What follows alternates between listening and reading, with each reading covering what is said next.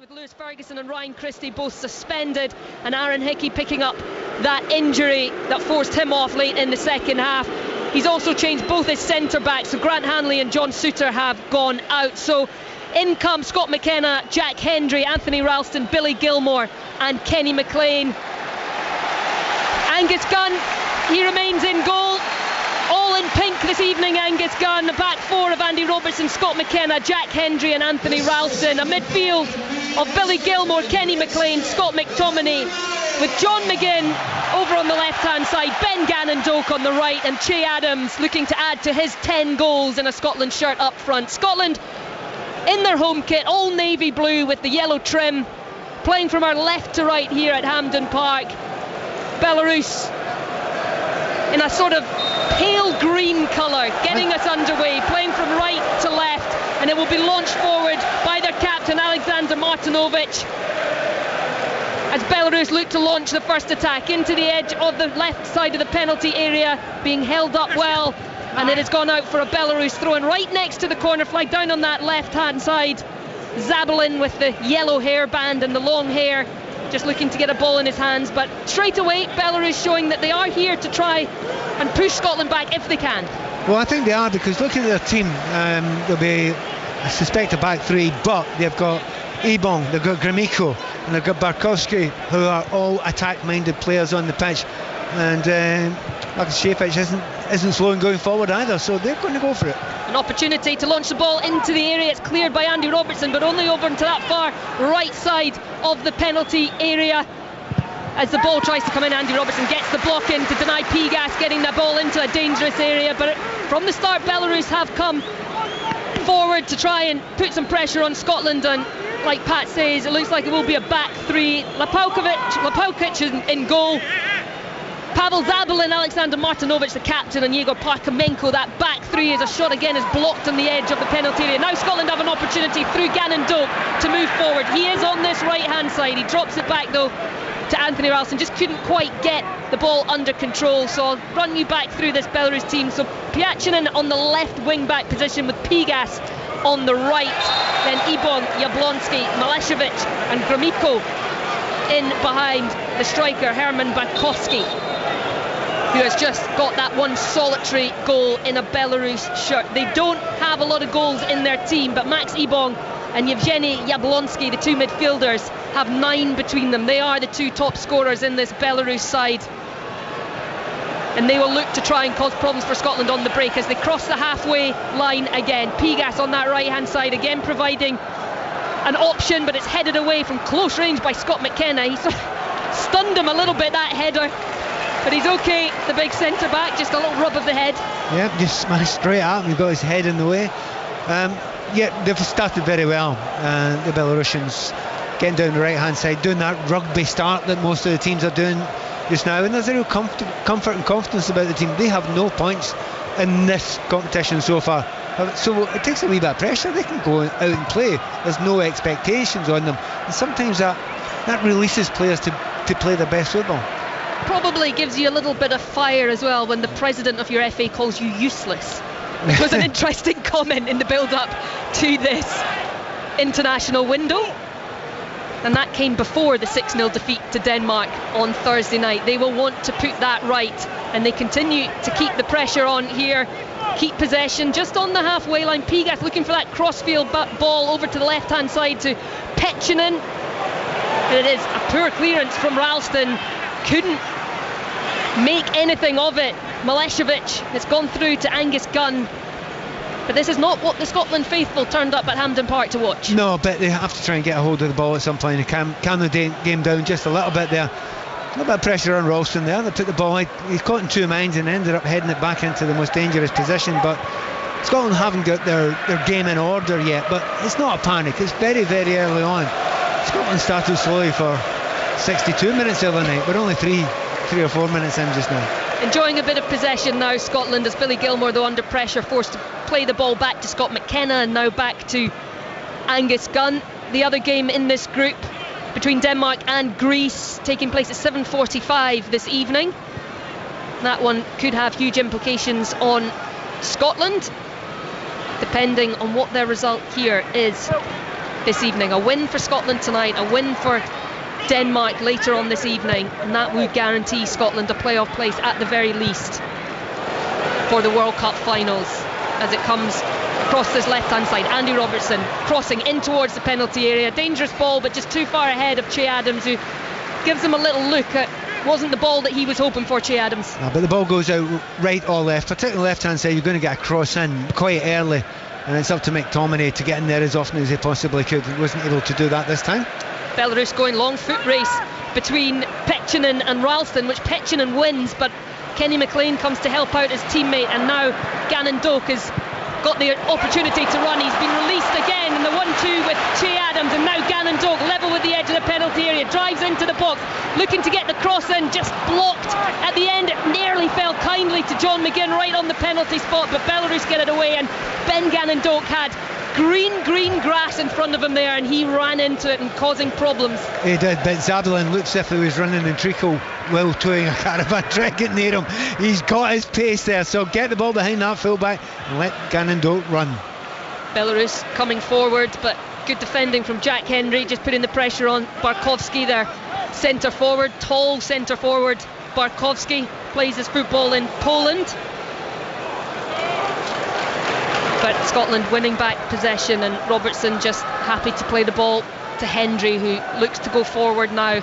Scotland looking to get a little bit of sustained pressure. It's been a good start from Belarus these opening 5.5 minutes. Ralston out to Gannon Doak, who looks already this evening, Pat, a lot more comfortable on that right hand side. Yeah, he is. You know, he's right footed, but also that's where he plays most of the time. The Belarusians are acutely aware of that. They've got Zabalin playing. It's almost the back four actually just now, but they've got Petchinen in front of him, who's playing as the left midfield. But the more that Gannon Doak gets the ball, he will come back. Petchinen will be dragged back, and Ben Gannon Doak will be up against two players. But that's fine, because that creates space elsewhere. But I think most Scotland fans are feeling the same. Get it out to this right wing as soon and as quickly as possible to give them space to run into. Nice drop of the shoulder from Andy Robertson to get past his opponent. He's played it into the path of Gilmore, who's getting harried in that midfield, and it's won well. And now played forward, looking again for Barkowski. He's got space, he's into the left edge of the penalty area. He's got no support. It comes along now, and he plays it across the face of goal, and it's gone over the foot of Scott McKenna. It's going to be a corner for Belarus, and that came out of nothing, and that is where Scotland need to be aware. Very similar to the other night against the Greeks. Early on again, the Greeks down the left hand side put the ball across, and in this case the Greek centre forward missed an absolute sitter. Exactly the same, real ease. I have to say, I thought there was a question mark or offside when the ball was first played, but I'm incorrect. Just in a freeze frame there, that was onside. Belarusians should have done better with that. A huge opportunity for Belarus as the boos ring around Hampden Park for the corner kick, as it's been prepared to be taken from the far side. Just rolled across the face of goal. Barkowski looking for a teammate that wasn't there, but Scott McKenna didn't do particularly well with the clearance, giving away the corner. It comes in now, one in the air by Zabalin, but straight into the gloves of Angus Gunn, and just a little problem for John McGinn, hobbling around in the penalty area at the moment. He's back up on his feet, and Gunn plays the ball out to Scott McTominay. Had a quiet night on Thursday night, Scott McTominay, but certainly put in a power of work in that midfield. He has been such a focal point in terms of goals scored for his country over the last couple of qualifying campaigns. Scotland coming forward now. Robertson down to the byline, looking to cut the ball across. It is defended well by Petchinen, but he's getting himself in bother. He's got help from his captain Martinovic, and he's launched it clear, and it will be a Belarus throw-in just inside their own half, up near the halfway line. But again, Andy Robertson showing pace. Yeah, I was a wee bit surprised, because when Robertson goes down the left hand side there, you know there's a really decent chance of a good cross coming in. And I looked in the middle, and yes, to some degree, yeah, Adams was getting in there, but I wasn't seeing Scott McTominay being his usual self, you know, breaking a leg to get into that box there. He was kind of jogging into that sort of area. Slightly surprised by that. Scotland need to make sure they get bodies in the box. Petchinen down the right hand side, got support, ball in now, and it's cleared by Hendry, but only as far as Jablonski, who gets the shot away. It will be another corner for Belarus, Good play from the visitors down that right hand side again, and Petchinen already looking a real handful. Right, there's no getting round it. Scotland are second best just now. We're nearly 10 minutes into the game. There's a real confidence about the Belarusians just now. We really haven't started playing yet, not holding the ball much in midfield. Yeah, we've got down the left a couple of times, but at the moment Scotland are being outplayed. We'll be pushing it, but the lion's share of the play and the lion's share of the decent half chances will come to the Belarusians. Yeah, it was a good cross from Malešević on that right hand side, not dealt with particularly well by Hendry. Here comes the corner kick, and this time it is Hendry who gets his head on it, but all he can do is flip it behind for another Belarus corner under pressure from Parkhomenko.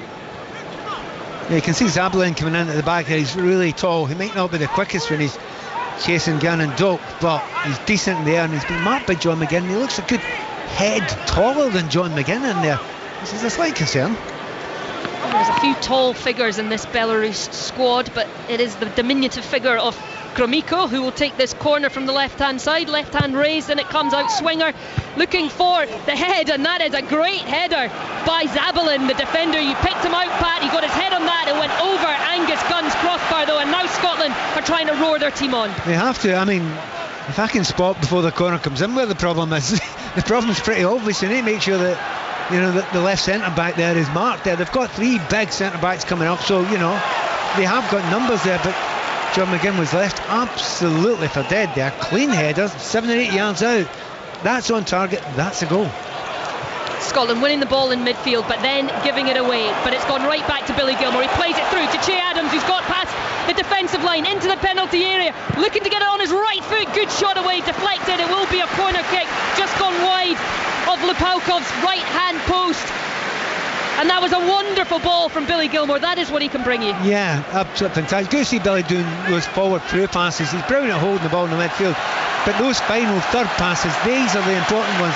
That's what we need against these teams to break through those lines that they've got there when they defend quite deep. Parkhomenko did well in the end to get the block in, and Martinovic, the captain, doubling up, but the corner comes in, left hand side, in swinger, punched clear by Lupaukov. Ralston will pick that up. He's not got many options, and he is under pressure from Malešević, so he's had to go all the way back to his goalkeeper. But that was a little bit of intent from Scotland. Che Adams getting in behind the defensive line. Great header won by Scott McTominay in midfield, and now Che Adams releases Gannon-Doak over on this left hand side this time. He's got Andy Robertson just in behind him. Robertson looks to get the cross in, it's blocked, but it falls to McKenna. Back to Hendry inside the centre circle. Just over 11 minutes gone here at Hampden Park. We're still waiting for the first goal. Scotland trying to build themselves back into the game. John McGinn looking to get the cross in, deflected. It will be another Scotland corner, and Scotland beginning to get a grip on things, Pat Nevin. It's a really nice feeling that Scotland get 2 or 3 decent chances, well, not chances, but good attacks, getting into good positions, and the fans are ready to get up for it, so that will lift the team a little bit. Again, I have a minor concern that when Scotland are breaking, not enough players from midfield are hammering forward, trying to get into that area. This first goal for Scotland is so important. Having said that, Scotland are not bad usually from corner kicks. Well, in it comes, front post. It is cleared by Petchinen, and now he will look to break. He's got it back, and he's got an option ahead of him through Malešević, but he's got Andy Robertson for company. Gets the ball down the line, looking for Petchinen again. Those two are working really well down that right hand side, Petchinen and Malešević, causing problems for Scotland as John McGinn turns away beautifully from the challenge of Pigas, but drops it back to Robertson. And Scotland holding on to possession now. Ralston looking to play it forward, does so, finds Che Adams. Great touch from Adams inside the penalty area. He's got no support, he's on the right hand side trying to get past Martinovic, who gets a foot in and thwarts the Scotland striker. Another lovely ball over the top, and it looks like that's where Scotland are going to get a lot of joy. There's great movement from Adams, but that's what we know he's good at. He will go and drive into the corners, the inside forward areas, hold the ball up, giving these players a chance to get up and give them a little bit of help. But as you say in the commentary there, no support. There's nobody up there with them. It's imperative that Scotland push on a little bit more. A throw in then, which Ralston takes, gets it back from Gannon Doak, looking for options. Billy Gilmore is there, but he tries to play inside, which he does, to Scott McTominay, edge of the area. Ralston gets it back. Now Gilmore. Back to Ralston. Scotland just trying to work the opening to get the ball into the area. It is now back in the centre circle with McKenna. A couple of boos from the Scotland fans. They want to see that ball thrown into the penalty area at every opportunity. Yeah, but you have to get into a decent area. Just don't lump it aimlessly. This is nice from Scotland though. Some nice little one-touch passing. Patience. It has become something under Steve Clarke. Scotland very comfortable on the ball. Now it goes into the area. It's not a great cross though, headed clear by Zabalin, only though as far as Hendry, who finds Adams. Lovely touch. Adams! There's the opening goal! Listen to Hampden roar, but the flag is up. It will bring cheers to dismay. Jack Hendry fired the ball into Che Adams. Great touch from the Scotland forward to take it round the challenge of Martinovic, and then he just rifled it into the bottom corner, but then the linesman's flag went up, Pat Nevin. They will have a look at it. It'll be tight, it'll be very tight, but you know there's not many Scotland players complaining too much about it, so I think they know deep down that Che Adams might have been offside. Ball is headed out. There's a good header out there, but when it's pinged in there, I think he's onside. I tell you what, Pat, I think he's onside. I think the left leg has played him in off Pigas. Vadim Pigas' left leg, I think, plays him onside. The only thing that's going to knock this goal off is if Che Adams has handled the ball while he's controlled it. For me, that looks very, very much like onside. For our Romanian referee, Marian Barbu, he waits as the VAR goal check signs are up on the big screens here at Hampden Park, and Che Adams, he also waits to see if he will be awarded his 11th goal, which he is, as Barbu points to the centre circle. Che Adams with the opening goal at Hampden Park after a VAR offside check, and now he roars and now he celebrates, and the Scotland players engulf him as he scores the opening goal here at Hampden Park. Scotland 1, Belarus 0. Sorry there, really. There was some edginess, absolutely, before that. But the words we were saying before the game, if we get a goal in the first 20 minutes, that'll settle Scotland down. There should be more of a comfort to it. Adams, as you just said a minute before it, Adams going beyond looks like the most dangerous things. He did it there, but what a wonderful touch he takes with his left foot first, spins past the centre back, then keeps calm. It's not an easy finish from there. He has to take it almost on is it a half volley, flicks it round. Yeah, it's a half volley, keeps it low, into the corner. Scotland 1-0, and breathe.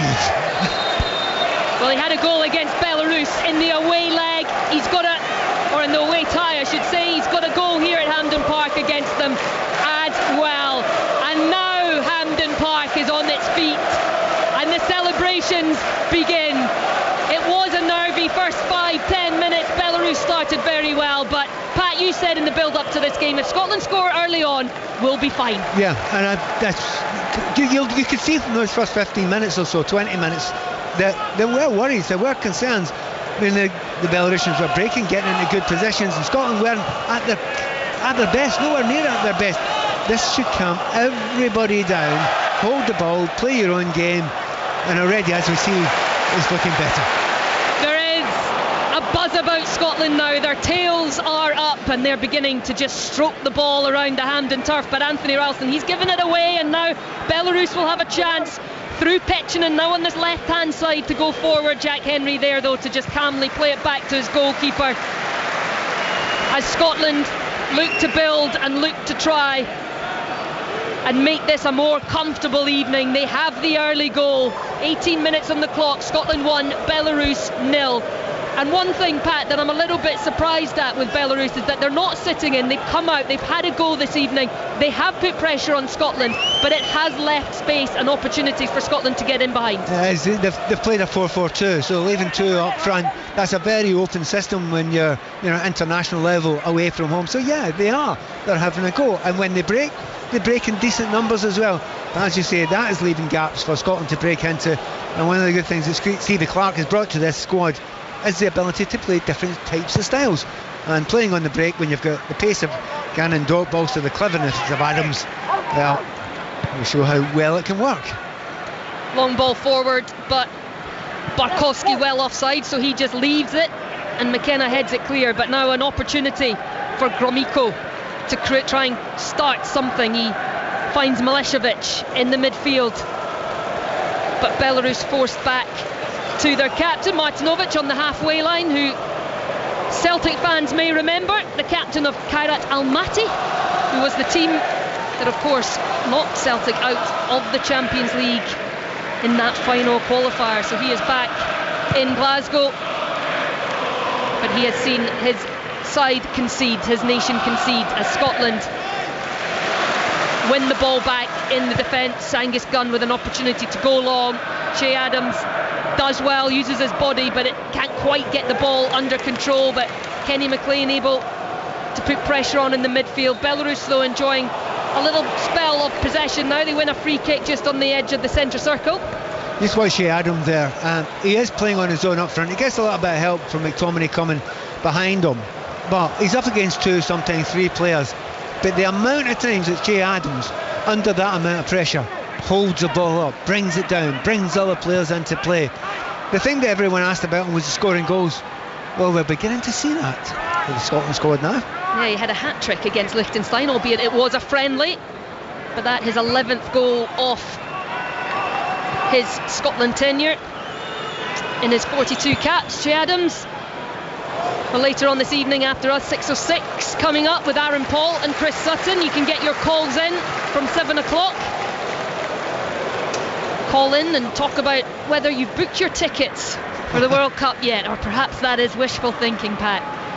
He's pushing it a little bit just now, but there's great hope, and it still is at a level of hope and expectation. But Stevie Clark and all his team down there will be saying, look, nothing for granted. Yes, 1-0, we know it's 1-0, but we've already seen that this Belarusian team can create chances against Scotland, and don't want to be greedy, but the second goal wouldn't be bad now.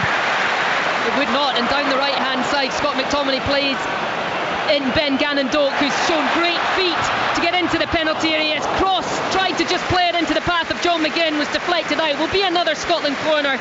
Well, in terms of booking your ticket to the World Cup, no, it won't. It will be a goal kick, just gone out of play off Gannon Doak's own foot. Thought it got a touch on the way out, but it didn't. Should have done a wee bit better, Ben Gannon Doak there. I mean, he's absolutely skinned his full-back again. Zabalin looks to me like a centre-back playing left-back, and that's not good. That really isn't good. He's not mobile enough. They can't change direction enough, and when he has to turn and sprint, he's not getting close to Ben Gannon Doak.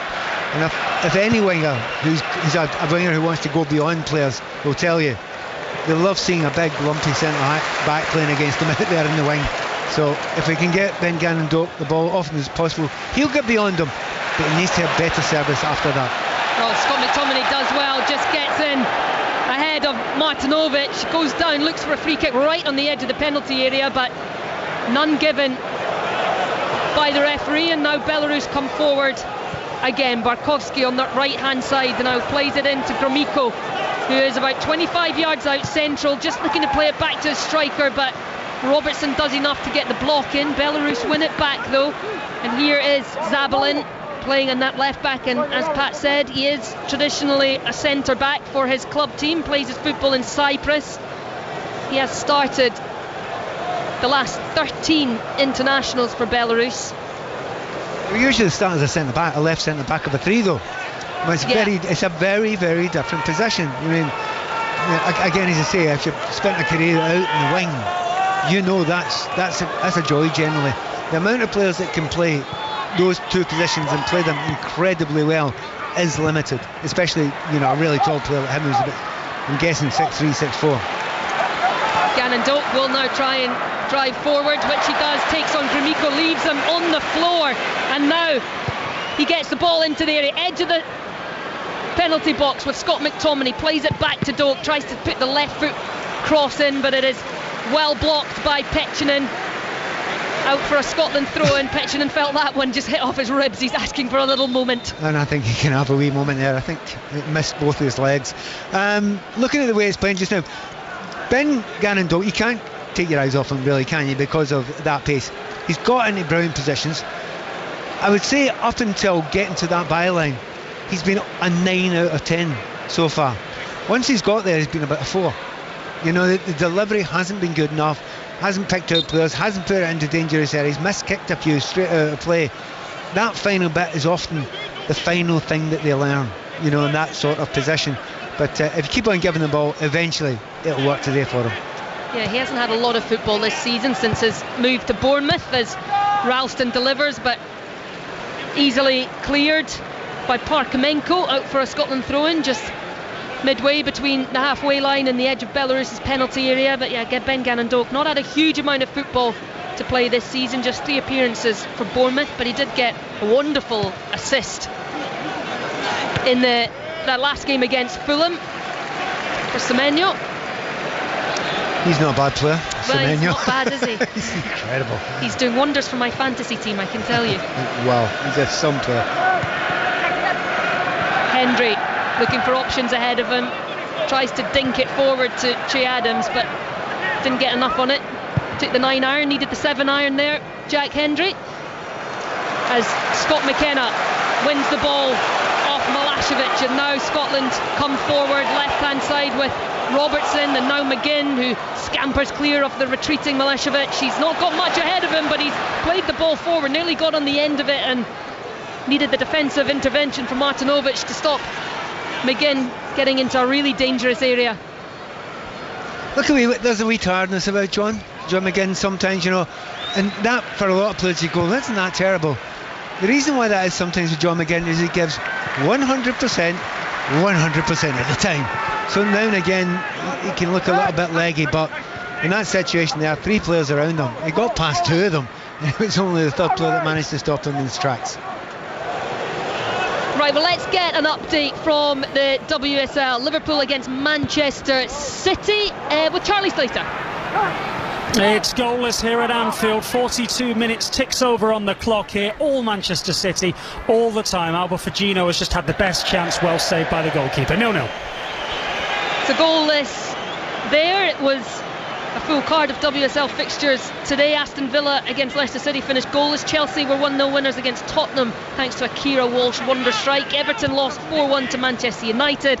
London City Lionesses with a win 1-0 against West Ham, and Arsenal 1-0 winners against Brighton. You can watch all the highlights of the WSL today on the Women's Football Show. That is on BBC One tonight at 11:30. There is also full commentary of Liverpool Manchester City on BBC Sounds, should you wish, as Angus Gunn just picks the ball up. Belarus trying to get down Scotland's left hand side again, and Scott McTominay now going clear. And you mentioned John McGinn. He's played a lot of football this season already. John McGinn started every game for Aston Villa, scored 3 goals as well. He's been on great form.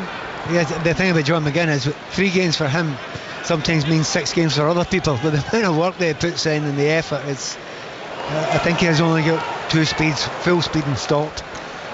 Yeah, he is the player who has played most under Steve Clarke.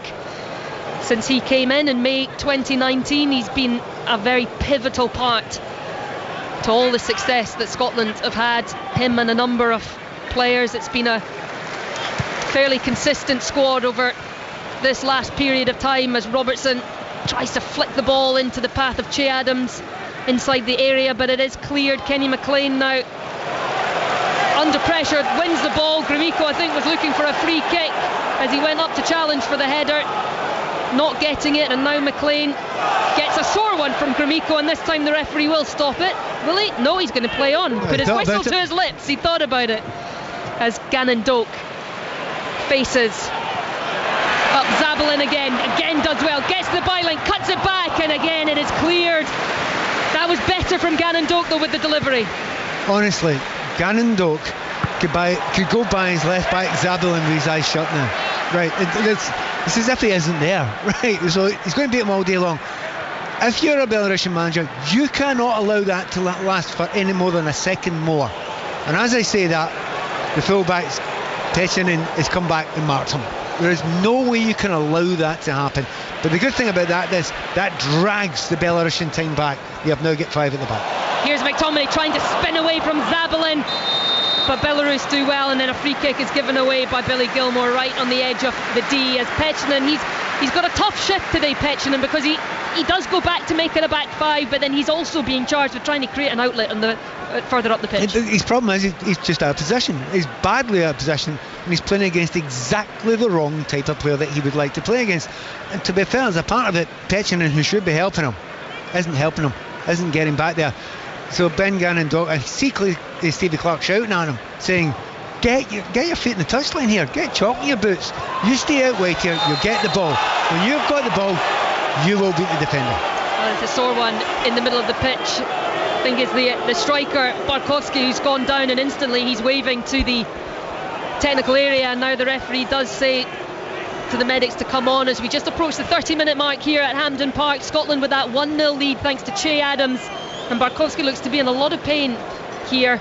Well, he's holding his eyes and his forehead, which may well be a little slant across the face, but we've got a little he's right. I think there was a finger maybe and a hand certainly in his eye there. Yeah, it looks a nasty one actually on the replay there from Scott McKenna. His fingers just going around the eye area of Barkowski. Something you see more on a rugby field than on a football field, that sort of injury, and it's certainly very much frowned upon on a rugby field. Yeah, and it's one of those ones. I had a wee nervous glance up at the scoreboard there. You start looking at that. That's quite dangerous play. I'm not saying it was deliberate or anything like that, but the arms are up and his fingers going into his eye. Seriously dangerous play there. But as I say, I don't think it's dangerous. I don't think it's deliberate. Well, let's head back to the WSL. Liverpool against Manchester City. Charlie Slater. Still goalless, now inside 3 minutes of first half stoppage time, and the pattern of the game well set. Manchester City well on top. Liverpool still trying to find their first point of the season, and as things stand, they're halfway there. It's 0-0. Well, Manchester City looking for that win that will take them back into second place in the WSL and a point behind Chelsea. Liverpool, meanwhile, looking to get their first point of this season. We're back underway here at Hampden after that slight break for Barkowski to get some treatment. He's back on, and Belarus have the ball inside their own half, and the ball across the top was perhaps available there for Barkowski. He made a little darting run, but it wasn't spotted by Martinovic. But they come forward through Gromyko and now through Pechinen, who plays it inside, but Kenny McLean reads it well, wins it back. Gannon Doak trying to skip away from a couple of Belarus players, which he does very well. He's now driving forward, and this time though Zabalin gets his challenge right and stops Gannon Doak for the first time in this game. Yeah, first time, but it was one of those last ditch tackles. I mean, he goes to ground there and he gets a toe on it. Had he not done that, he was done. Again to McTominay, edge of the area. Now Robertson, cross across, looking for Che Adams, who gets on the end of it, but it's deflected, and Che Adams is down in a heap, and Andy Robertson is asking for a penalty. Lovely play from Scotland down that left hand side. The ball cut across to Adams. He was under pressure from Zabalin, I think it was, and he went down, but nothing given so far from the referee. Che Adams looking for something as well, but Scotland players were instantly looking towards the referee there. I have to say Zabalin looked a little bit nervous as well. Zabalin's better in there because he's playing a centre back position. He goes in, to be fair, he comes in at a terrible angle to tackle Che Adams, but I think he still gets the ball. Well, it is a goal kick for Belarus. Che Adams getting the final touch as he was under pressure. Are they waiting? They've still not taken it yet. Oh, now the VAR potential penalty check comes up on the scoreboards here at Hampden Park, but it is very brief and we are back under play. Yeah, I really couldn't see that. I thought Zabalin, who is having an interesting game, he's just tried to pass there with his left foot and the outside of his left foot, and it just went so badly wrong. I always feel sorry for players when they're asked to do a job that they're not built for, they're not right for. And he is having a weirdly difficult time in that left back position. Quick throw in from Belarus though, down the left hand side, which Scott McKenna has to come over before Milosevic can start something threatening. But it is Belarus on the ball once again. Just looking at the way Andy Robertson stayed way back there. Do you know what? You watch the Belarusians playing there.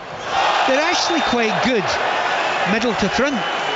But see that little bit of quality up front. So far, it doesn't look very good at all, and it's not been impressive. I think it must be half-time over the Liverpool game. Yeah, still goalless between Liverpool and Manchester City.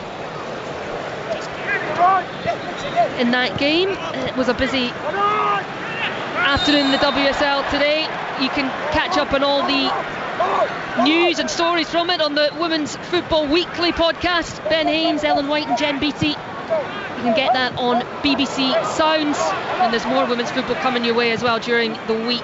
Chelsea against Paris FC in the Champions League. Both of those teams drew their opening Champions League group game, and that will have live commentary on 5 Live and BBC Sounds Wednesday evening for that one, as Belarus do well to get the ball clear. Now Malešević just crossing the halfway line. He's got support on that right hand side from Pigas. Back now with Martinovic, and across with it goes to Gromyko. He's trying to get it under control, but he manages to keep possession, and Belarus being allowed to play with the ball a little bit in their own half by Scotland. Now John McGinn scampers forward to try and put pressure on the goalkeeper as he clears it and ends up passing it straight to Ralston on the halfway line. But is this part of what Steve Clarke will want to be seeing from his Scotland team? No need to run the legs off yourself. In the game last 90 minutes, you're a goal up just now. Draw the opposition out now and again. I think it's actually quite clever what Scotland did there. Just hung off it a little bit, and then John McGinn realised, wait a minute, their goalkeeper's not that good in the ball. Just close him down and he'll give you it back, and that's exactly what happened. So quite clever from Scotland there. Aurora's Kenny McLean slides in. He's been quietly efficient, hasn't he, Kenny? Kenny McLean's been quietly efficient. Done all the hard, ugly work there. I mean, Billy Gilmore's lovely night to watch. He gets the ball and he passes it well. Kenny's done the ugly stuff. 52nd cap for Kenny McLean, and he is certainly a player that Steve Clarke has used and trusted throughout his tenure.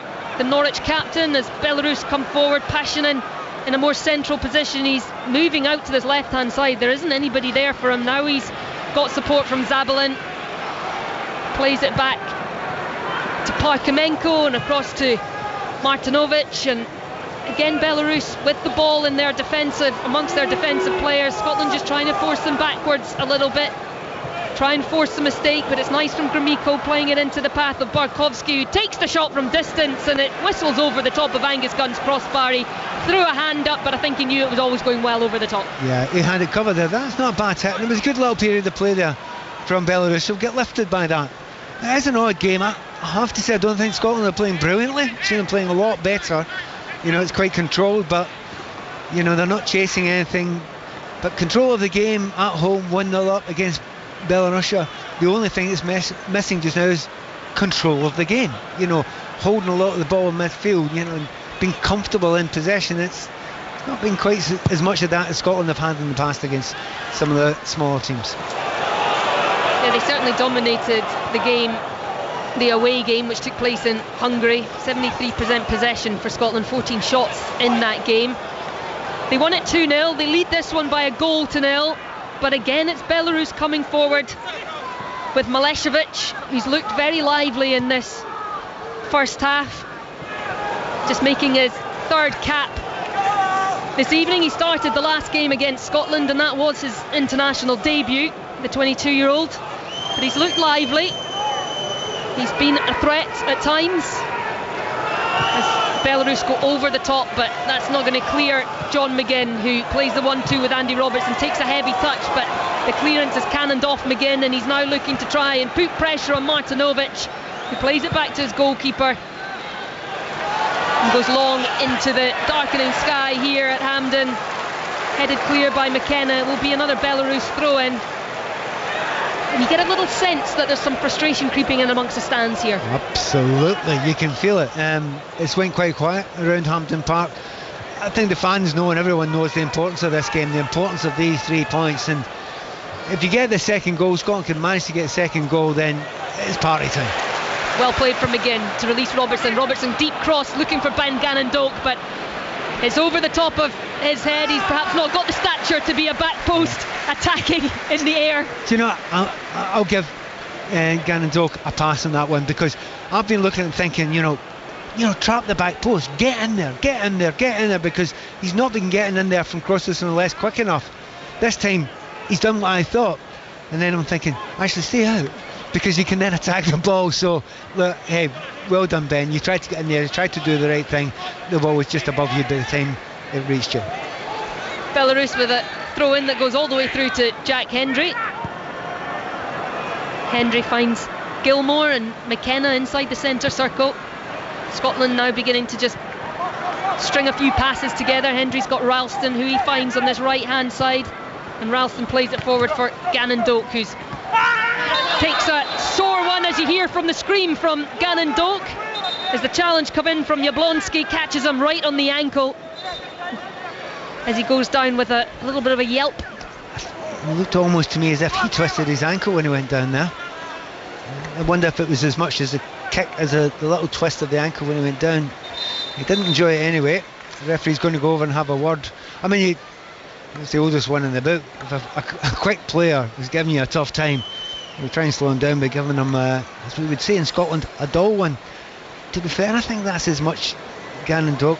We'll see it he's actually thrown his leg towards the defender as much as it's been kicked. So I was wondering about a yellow card, but I think the referee's made the right decision not giving a yellow card back. Well, he is back up on his feet. He was over just catching his breath, but he's back involved in the play, finding Adams, and now the ball wide to McGinn and to Robertson. First time cross looking for McTominay, cleared by Martinovic, and it will be a Scotland throw-in level with the edge of the penalty area. McLean and Robertson exchanging passes, and it'll be McLean who now launches in left-footed. McTominay's in there but headed clear, and now Gromyko gets up ahead of Gilmore, but it's fallen to Ralston, and Scotland will start again with the ball back at Angus Gunn. A lot more to come in terms of these European qualifiers, World Cup qualifiers I should say. Northern Ireland against Germany, that is tomorrow. Germany, Northern Ireland and Slovakia, they are all tied on 6 points in a very tight group. You can watch that on the BBC iPlayer and BBC Two from 7:45 as Ben Gannon-Doak picks up the ball right edge of the penalty area looking for the cross, and again it is easily cleared by Parkamenko. It will be a corner kick though.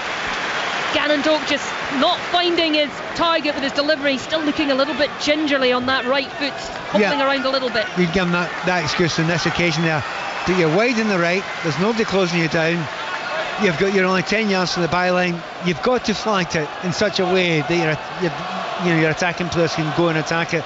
But Scotland get a corner.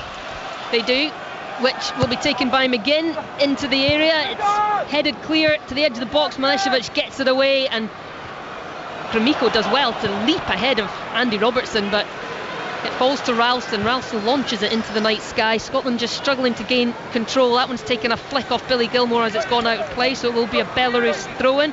Also tomorrow night, Wales against Belgium. Wales are currently third in that group, a point behind Belgium and 2 points behind the leaders Macedonia, who play Kazakhstan. So Wales against Belgium, massive game for Wales. Full commentary on Radio 5 Live tomorrow from 7:45, and that is also on BBC Three and the iPlayer, so you can watch that. And then on Tuesday night, England can book their place at the World Cup with a victory when they take on Latvia, and full commentary of that will be available on Radio 5 Live and BBC Sounds. So a busy close to this international window, and Scotland lead here against Belarus by a 1-0 as we approach half-time, and they know that a victory tonight coupled with a Denmark win over Greece later on this evening would guarantee Scotland a playoff place at the very least. Scotland at the moment ahead of that game between Denmark and Greece, looking to go top of the group as Gannon-Doak spins away from the challenge of Parkamenko, driving into the penalty area, right-footed shot, good save from the goalkeeper. He decided to go himself that time, Gannon-Doak, causing all sorts of problems getting in behind that defence, and all Lapaukov could do was flick it round the post for another Scotland corner. Good decision there, Gannon-Doak. That for me is his best moment of the game so far. The dummy to get past his defender this time, which probably only for the 14th time he's got past him there. There's not really that many options. You're getting closed down, so the shot on target, nothing wrong with that. Keeper makes a decent save. So John McGinn again on this right hand side will launch a left footed cross in from the corner kick, looking for options. In it comes, it's on towards the goalkeeper, who punches clear, and he gets the free kick. He goes down the goalkeeper. How much contact there was? Well, it's quite clear what's happening now. Scotland believe that the goalkeeper, I mean, there's nothing for me for I didn't think there was anybody near him. But he will not catch a ball. Wherever it is, if it's right in front of his chest, he will punch it. So Scotland know that, and Stevie Clark knows that as well. So just put it in there, because you only need to get one punch slightly wrong, get a player in front of him. That time, I think, like yourself, I think the goalkeeper's very fortunate to get a free kick for that one. It goes long, and Belarus win a free kick just inside Scotland's half, as Barkowski challenges for that aerial ball with Scott McTominay. And it is the Napoli midfielder who is penalised as the board goes up. 2 minutes of added time we will have here in this first half that Scotland lead through Che Adams' goal, but Peshinen launching it into the area to try and spark something for Belarus. Cleared by Hendry, and now Gannon Doak on this right side. This time he looks for a crossfield ball. I'm not sure that option was really on for him, Pat, but how subtle of you to say it that way. It was not a good ball at all. You're 2 minutes from half time, you're 1-0 up, and again it has been Ben's thing. Ben has been brilliant. He's probably man of the match so far in the first half, then Gannon Doak, but that final ball, that final bit of decision making, he's young, he's learning, but if he can keep that pace, that's a quite hard tackle there, was that on the left hand side there. Is the referee, actually I think the referee's forgotten to bring his cards out today, which sometimes isn't a bad thing. That does look a sore one indeed on Billy Gilmore on that left hand side, just caught very late, went down in a heat, but he's back up. I'm okay with that one, I'm alright. Again, it's a strong tackle, it's probably a foul, it sounded bad, but Billy Gilmore will recover okay. There's Max Ebong, who's been very quiet here this evening. Ebong, Belarus's top scorer in this squad that they have, as again Gannon Doak wriggles clear, driving and goes left footed. It's taken a deflection, and Lapaukov was watching that all the way as it was heading towards his top corner, but he managed to just reach up and stop it in its tracks as Belarus look to then launch their own attack, which Scott McKenna has to go and clear up, and it's gone out for a Belarus throw-in, level with Scotland's penalty box, which they have taken quickly. And now Ebong on the ball, brings in his international and club teammate Martinovic, and Ebong looks to play it in to Gromyko, edge of the area. Gromyko going for an overhead kick. Well, that would have been sensational. In the end it was not, and it is the last action of this first half, and it has been a little bit of a strange first half here at Hampden Park. Scotland doing what they need to do though by getting themselves in front, but Belarus have come and caused more problems than I think many of the supporters inside Hampden Park would have wanted to see. But when Scotland needed somebody to show that little bit of class, that little bit of composure, it was their man up front, Che Adams, who had it, flicked the ball over the challenge and then rifled it bottom corner. He's walking off the field just now, giving a wee wave and a kiss to somebody in the crowd. He's delighted, his 11th goal in a Scotland shirt. It had Scotland ahead at the break, but Pat Nevin, it was an interesting first half. Interesting is one way to put it. I don't think Scotland have been at their very, very best, but there have been moments, and as the half has developed, Scotland have got more and more control. I think the Belarusian side have got a little bit more tired, a little bit more ragged. They've lost the faith they had early on in the game a bit. If Scotland get a second goal, this game is finished, but they need to get that second goal. Adams has scored the goal, but he's also been pivotal to a lot of the play. Good to see Billy Gilmore getting involved in a lot of the play as well. But let's be fair, it's been Ben Gannon Doak's half. When you watch it, every time he gets the ball, he absolutely skins the play he's playing against Zabalin. So as I say, I'm going up to 9.5 out of 10 for Ben Gannon Doak at the moment, until his final ball. And the final ball, it's actually been well below par. But, you know, keep on giving the ball, eventually he'll do the right thing. But he's been class today. Well, as the sky darkens here at Hampden Park, after a first half that has seen Scotland dominate the possession. But at 2 attempts on target from both sides, Scotland, though, the one to take their chance, and it is Scotland 1, Belarus 0. Well, and Pat, I was just watching on my monitor Steve Clarke walking off the pitch alongside Ben Gannon-Doe, so I wonder if he was whispering those same messages that you've just been telling us. I mean, the other thing to bear in mind here is that, goal difference potentially could be quite crucial in this group, so we need to see more from Scotland's second half, don't we? It's a very, very good point. And you will start to consider goal difference when you get the second. Before that, you're thinking of the points. That's exactly how it works. Because if you start thinking of goal difference at this point in time and fly forward, you can get caught in the break. Belarus aren't the best side in Europe, but they aren't utterly and completely hopeless. They are capable of breaking them. I've got one or two decent technical players, and you don't want to make that slip in that banana skin. So yeah, keep on doing the right things. Wait for the gaps to open up. Keep on giving the ball to Ben Gannon-Doe, and hopefully that final ball will improve in the second half. If and when you get the second goal after Scotland, then consider. You might even bring on another centre forward and really go for it, because what we do know, and I think what you're alluding to there, is that when they go down, the Belarusians can collapse. So yeah, goal difference important, but after goal 2. Well, they went down 6-0 earlier this week. What about second half then? Scotland leading by a goal to nil against Belarus at Hampden Park. So second half commentary to come. I guess so far so good in terms of, as Pat was saying, 3 points will be heading towards Scotland's way. And the way it lines up tonight, if Scotland get a win and Greece fail to beat Denmark later, that one's a 7:45 kickoff, then Scotland will have at least guaranteed themselves a playoff spot for next summer's World Cup. But a big 45 minutes to come. We'll bring you that here, but with the time at 5:51, let's get the latest news here on 5 Live with Nick Hatfield. The voice of the UK. This is BBC Radio 5 Live.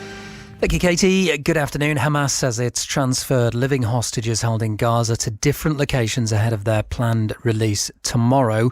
Israel says the bodies of the dead hostages will be forensically identified. Speaking to NBC's Meet the Press, the US Vice President J.D. Vance says it's a huge moment. It's a monumental thing. It's great, of course, for their families.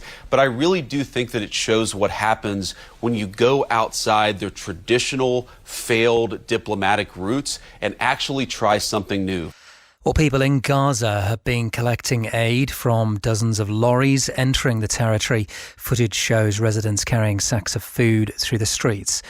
Police and mountain rescue teams on the Isle of Skye are searching for a German walker. 57-year-old Matthias Baten was last seen in a car park before he was due to climb Blarvein. The Education Secretary, Bridget Phillipson, insists the National Security Advisor, Jonathan Powell, wasn't involved in discussions about the substance or evidence in a case against 2 men accused of spying for China. The case was dropped last month, with prosecutors saying evidence couldn't be obtained from the government. The government has blamed the previous Tory administration. A man's been charged with stalking the Liberal Democrat leader Sir Ed Davey and his family over a period of 4 months. Inigo Rowland, who's 58, was remanded in custody. And UK travellers have been completing new checks, including fingerprint scans and photographs as they enter the European Union. There have been reports of non-EU passengers arriving at Prague airport facing delays of up to an hour and a half. Our reporter Guy Hedgecoe is at Madrid airport, where officials say the initial rollout has been successful. But it's over the coming weeks and months that we're going to see greater numbers of travellers. So I think the big question is, how will this system in Spain and in other countries across Europe as well, how's it going to manage those greater numbers that we're going to see over the coming months as this system is rolled out? That's the BBC's Guy Hedgecoe at Madrid airport. On BBC iPlayer. Women like us are invisible.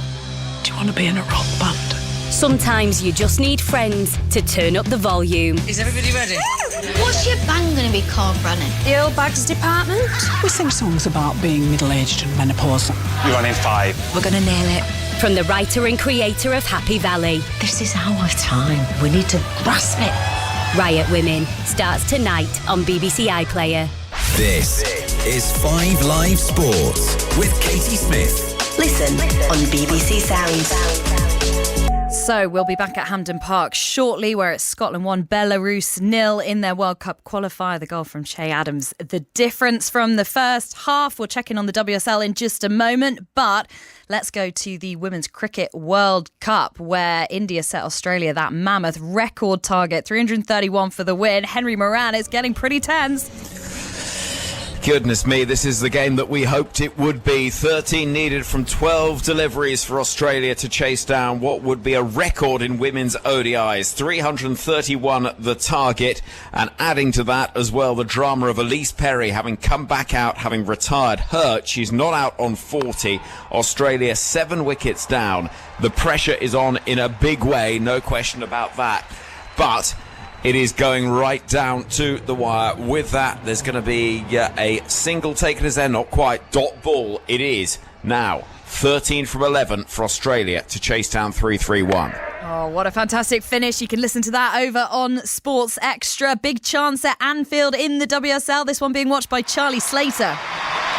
And now a big goal completely against the run of play. Liverpool are in front with 6 minutes played in the second half. A brilliantly inviting ball from the right wing, curled to the back post. And there's Cornelia Capox with the header.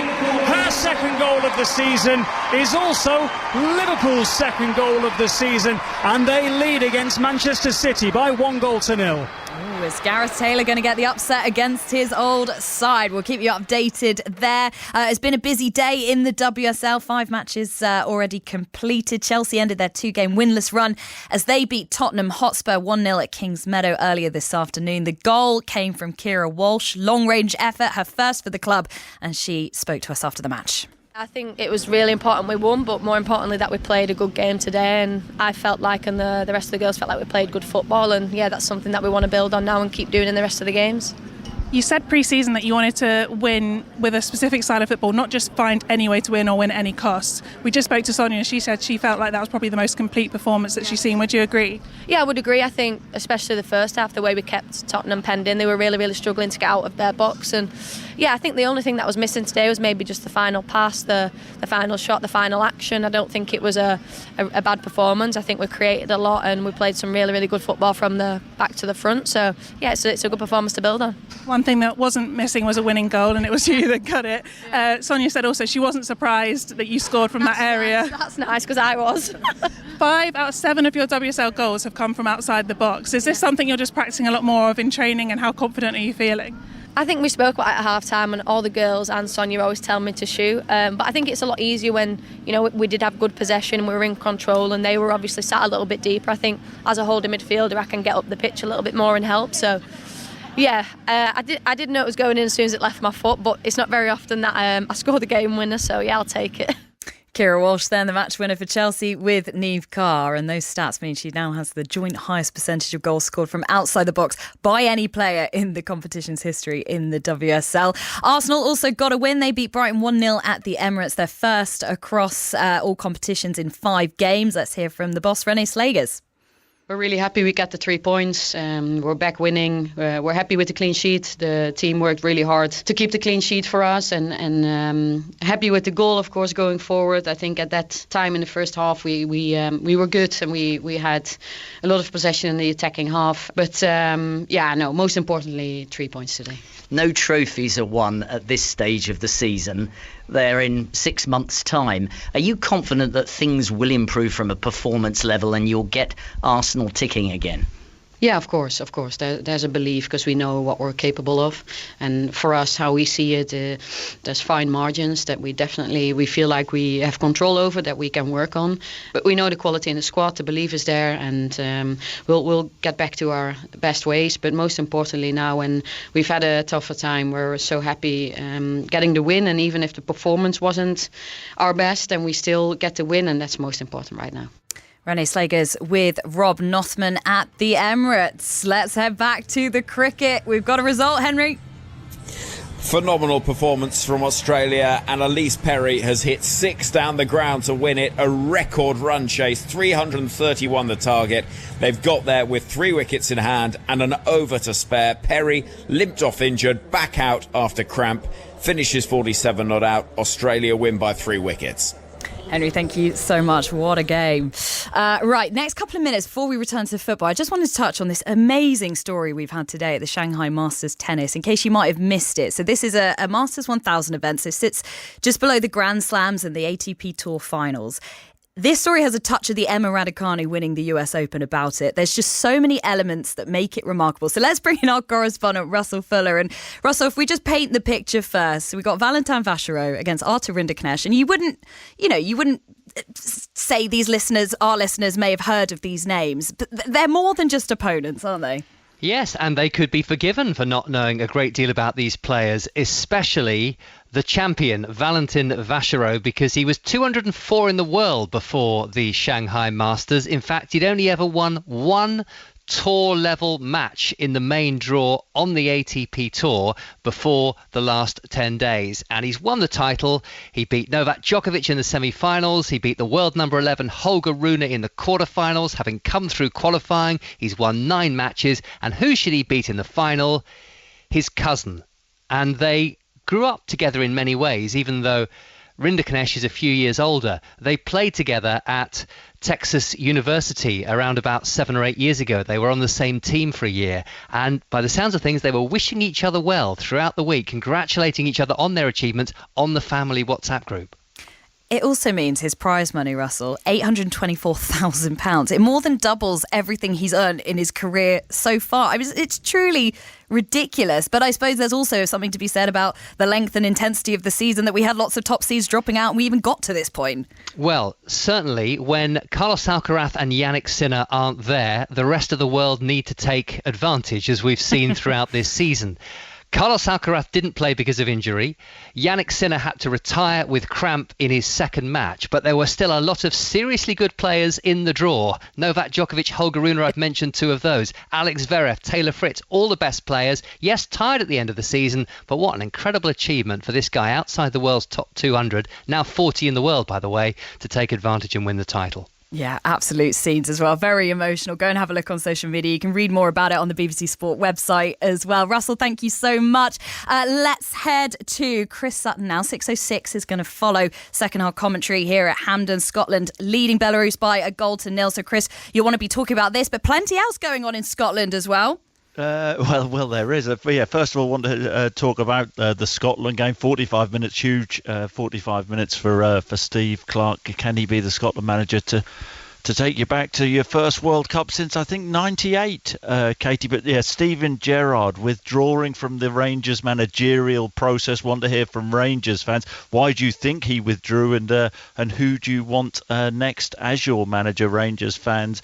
And want to hear from England fans about Thomas Tuchel's comments. Do you have trust in Thomas Tuchel and his theory? It's more about the team than individuals. Of course, he left out Jude Bellingham and Phil Foden, Jack Grealish and Cole Palmer from this last squad. And but is he going to be a manager who's going to sort of stick with that theory? Or, I mean, he's going to take Bellingham to the World Cup, surely. Isn't he, Foden? I mean, surely he's just bluffing. But I want to hear from England fans, on Thomas Tuchel and where England are heading under him. Oh, lovely stuff. Chris Sutton's going to be alongside Aaron Paul following second half commentary at Hampden Park. So get your calls in now. You can talk about anything, all and above what we were talking about there. WSL has been going on today as well. So 08085 909 693. Thomas Tuchel as well. Alien Pat saying that Wembley wasn't loud enough a couple of days ago when England were in action against Wales. What are the volume levels like at Hampden Park?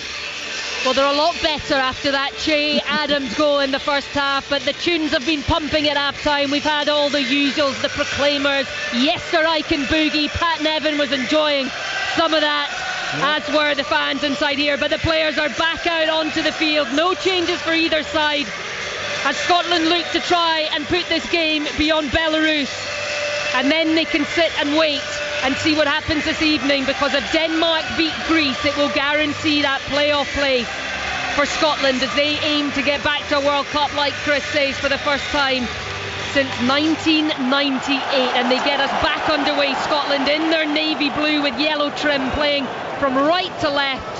Belarus in their pale green shirts, shorts and socks, playing for left to right. And what do you think, Pat Nevin, the message would have been at half-time from Steve Clarke? I actually think he wants a wee bit more, a little bit more urgency, so a little bit more tiredness coming into the Belarusian side. Certainly Scotland can play with more intensity than they have so far, but not to be stupid about it and not to leave gaps at the back. Well, Gromyko instantly trying to weave his way past Hendry and Gilmore, but the Scotland pair do well to thwart him as he looks to try and get a shot away, and now Scotland are able to go into attack.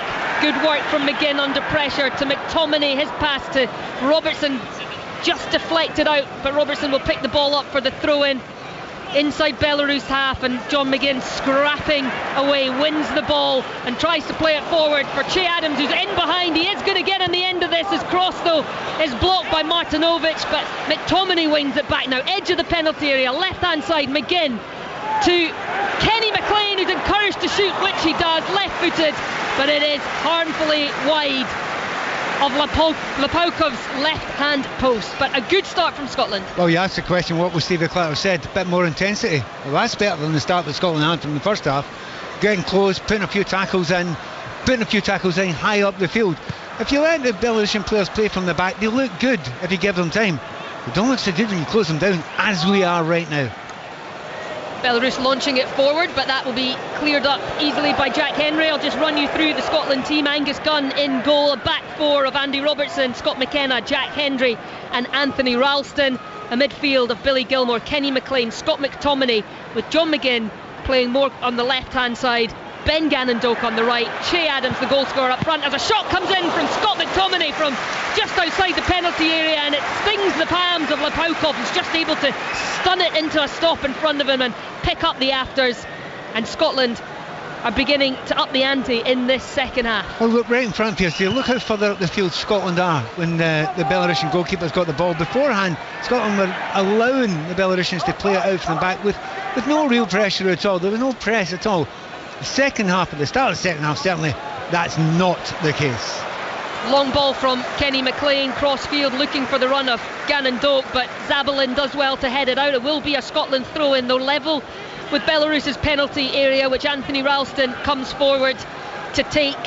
And Gannon-Doak in that first half gave Zabalin nightmares. The Belarus defender getting past them at every opportunity, and now coming forward is McTominay. Gannon-Doak on the ball, support from McLean. Gannon-Doak gets it back. Scotland with bodies forward in and around that penalty area, but the little pass through looking for the run of Gannon-Doak from Billy Gilmore is deflected, and Ralston takes the throw in quickly. Gilmore gets in behind, cuts it back, and there is Parkhamenko to just put it behind for the first Scotland corner of this second half, and the Hampden Park crowd are responding to a positive start to this second half from Scotland. Ultra positive, exactly. Stevie Clark must have said quite a lot of hard words in there, because at different level, real energy about the play, and good imagination too.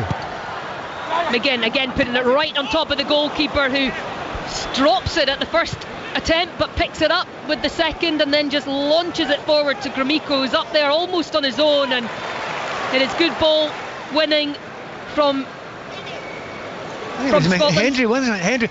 Do you know what was interesting? We were talking before the game, weren't we, about the centre backs. Scotland have changed both centre backs, and you're wondering why. I think we can see why now. Hendry and McKenna are lightning. They're very, very quick. It's all about that in this game. Are you going to be caught in the break? And it's spot on. Each time they've looked as if they're going to be caught in the break, their pace has got them out of it, and that time it was McKenna. Yes, Grant Hanley and John Souttar making way for Jack Hendry and Scott McKenna in this game, but we do have a goal in the WSL in the game between Liverpool and Manchester City. Charlie Slater. And it's a Manchester City equaliser. Bunny Shaw with a shot from just inside of the penalty area. It's pushed away by the goalkeeper, and needlessly, I think, it was probably going to go behind, but the keeper then pushes it into the path of Iman Benny. She scored the winner against Arsenal last weekend. She's got an equaliser at Anfield this afternoon. 65 gone, one apiece. A wonderful signing. Iman Benny has been for Manchester City, a really exciting young talent. The Swiss international, as Belarus win a free kick just in the midfield area.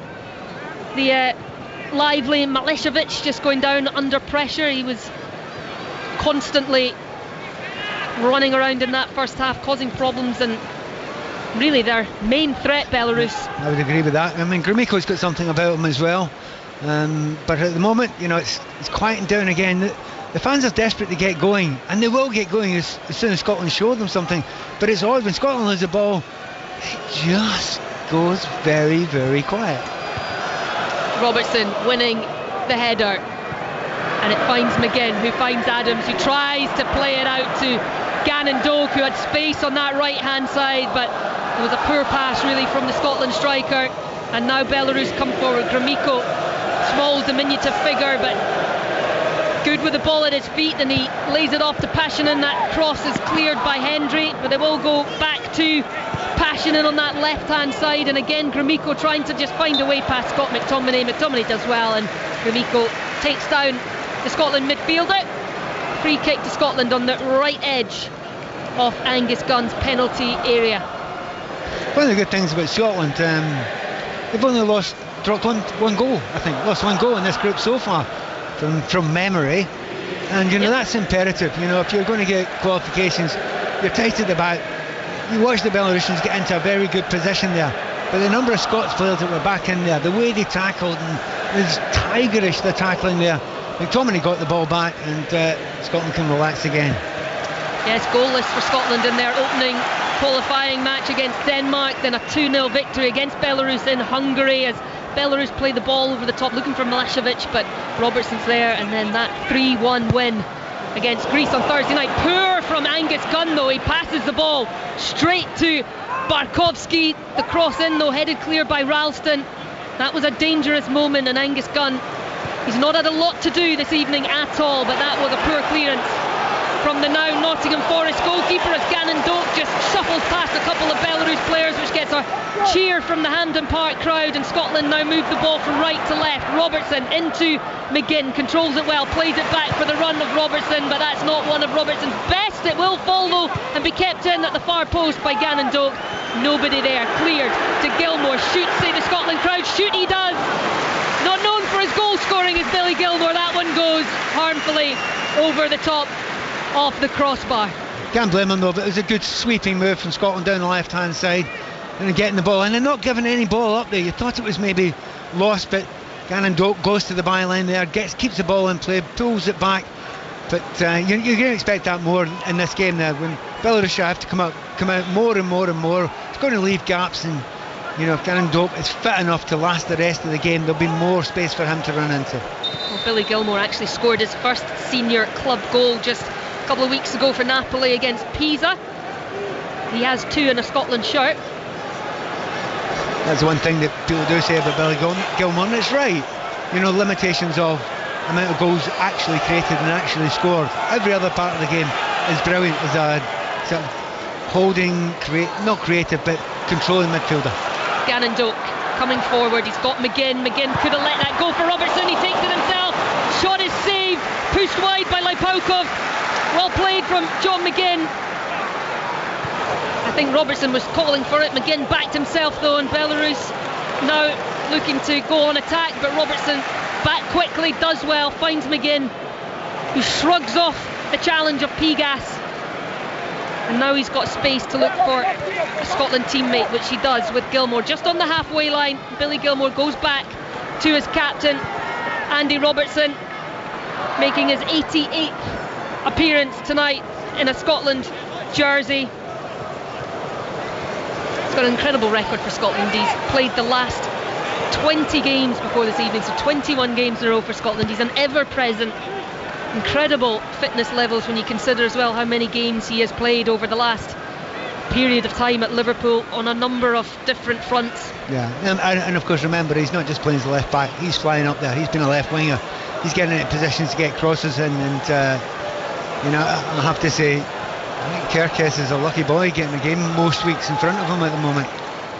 Yeah, he's started a few games, Robertson. Kerkes certainly number one choice. Here he is again, the Scotland captain, finds McGinn just outside the penalty area. McGinn perhaps looking for the overlap of Robertson, but he chosen to keep his position, so he's worked it now deeper and now on the right hand side. And Gannon Doak again, it's that delivery, Pat, that just has let him down again. It's gone out of play for a goal kick, but it's a part of the game. He's a 19-year-old player who's not played a huge amount of football this season and had a difficult time last season with a hamstring injury that kept him out for 3 months, so perhaps understandable, Pat. There's a little bit of rustiness there. There is, but he's a top professional footballer. He'll be seriously disappointed himself with his final ball on quite a few occasions tonight, and that one was really quite poor. Again, he's done everything right. He's got into the right position. He's got a little bit of space. There's no bobbles out there, but he's gone 20 yards over the crossbar. But then again, keep on doing that, and you'll drive the opposition back further and further and further. I'm just saying there's a wee bit of a change there. That change that I suggested they make with Gannon Doak, well, I'll talk about that in a moment. Yeah, because Melnichenko has come on the field of play for Belarus, and he's now coming forward. His first involvement, a cross which Angus Gunn is able to pick out and hold, but Melnichenko has come on, that plays his football in Portugal for Porto B. He has come on and replaced Pigas, but Melnichenko is a striker, he's a forward player, so a reshuffle for Belarus. They've put Petchinen, I think, back to left back, who's a more natural looking left full back, and it just quite stuns me that it's taken the manager so long to realise, which was blatantly obvious during the start of the game. Now the goalkeeper has come out to take that loose ball on his chest outside his area, and Scotland are desperately trying to win back possession, but Belarus have worked it well, and now they come forward through Ibong onto that left hand side into the penalty area. A couple of step overs, shot away, and Angus Gunn stops it going out for a corner after it was deflected by Jack Henry. Does well, the goalkeeper, but again that's the influence of the substitute Melnichenko on that left hand side. He's looked lively in the minute or so he's been on, Pat. Yeah, he has, and again I think immediately the Belarusians look at a better balanced squad. Scotland haven't got an easy out on the right hand side now, so good decision to make the change, bad decision to leave it this long if you're a Belarus fan. 57 minutes on the clock, Scotland still leading by that goal to nil, and it's been a positive start to the second half from Scotland. They've certainly played the game a lot further up the field, a lot more in Belarus's defensive third as they search for that second goal that would undoubtedly seal this game. Belarus have scored just once in this qualifying campaign. It was from the penalty spot as Che Adams looks to try and get on the end of that loose ball. He's up against Parkamenko, who's pulled him down in the area. There was a real tussle, and Adams and Parkamenko were tussling for the ball. Parkamenko goes down, he then pulled Che Adams, and the referee has not made a decision here. He's perhaps waiting to see what the decision may well be from the VAR officials, because that looked like Che Adams had a case for a penalty kick. Well, first of all, the defender tried to grab the ball and missed it. When he goes down, he puts his hands out to grab the ball. I think he touches the ball with his hand there, and then he puts his arms around Che Adams, where Che Adams is actually down by that point. But it has to be clear and obvious. I think they'll be looking at the possible handball first. He does reach out his arm when Che Adams gets past Parkamenko. Parkamenko does put his arm out to try and move the ball.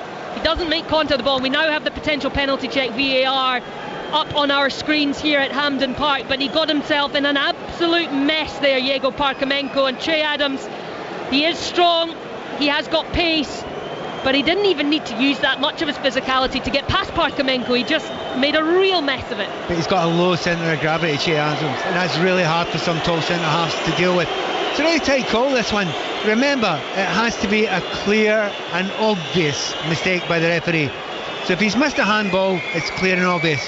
However, I think he's going to know what to talk to Andy Robertson. I wonder if was the ball touching his hand, or was it kicked onto his hand from just a couple of inches away?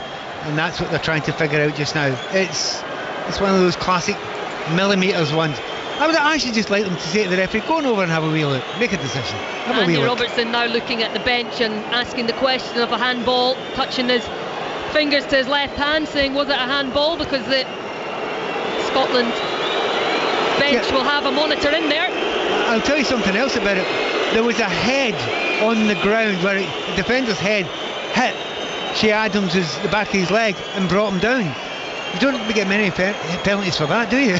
No, but Che Adams had no reason to go down. He'd beaten the defender, he was 1-on-1 with the goalkeeper, and now the referee is being asked to go over and take a look at the VAR monitor. I've done that a minute ago when I suggested it. He certainly didn't make any decision when the ball was in play. It went out for a throw-in, and he left it and it has now been asked to go over and take a look at the monitor. So a big moment for Scotland.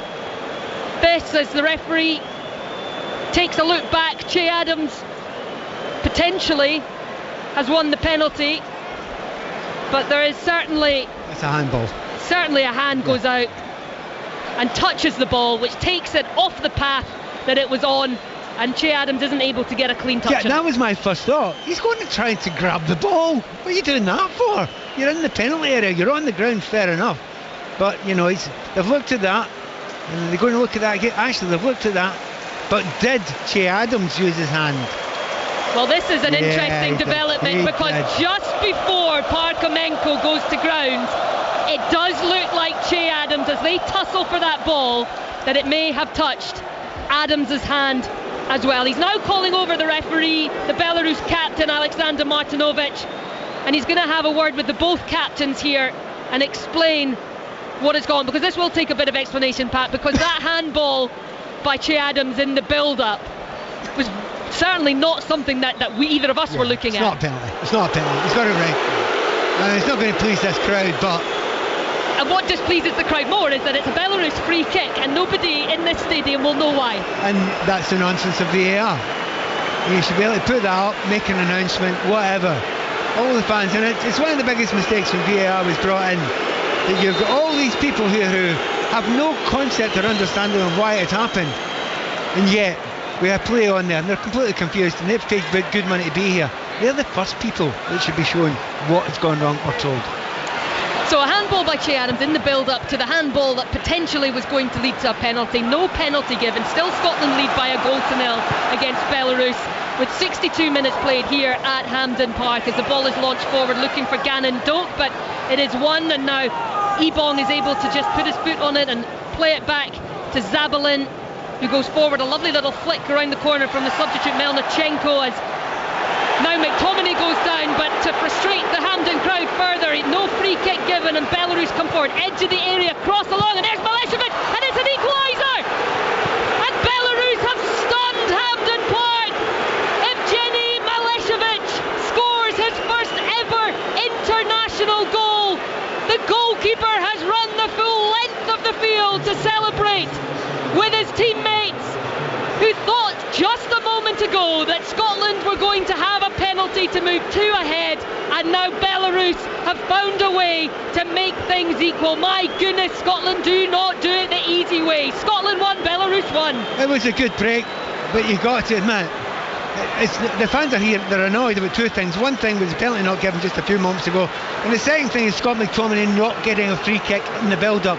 He got himself in front there. The referee said no, he thinks it's a good challenge. Scott McTominay is furious about that, but because he's lost it, Scotland are out of position.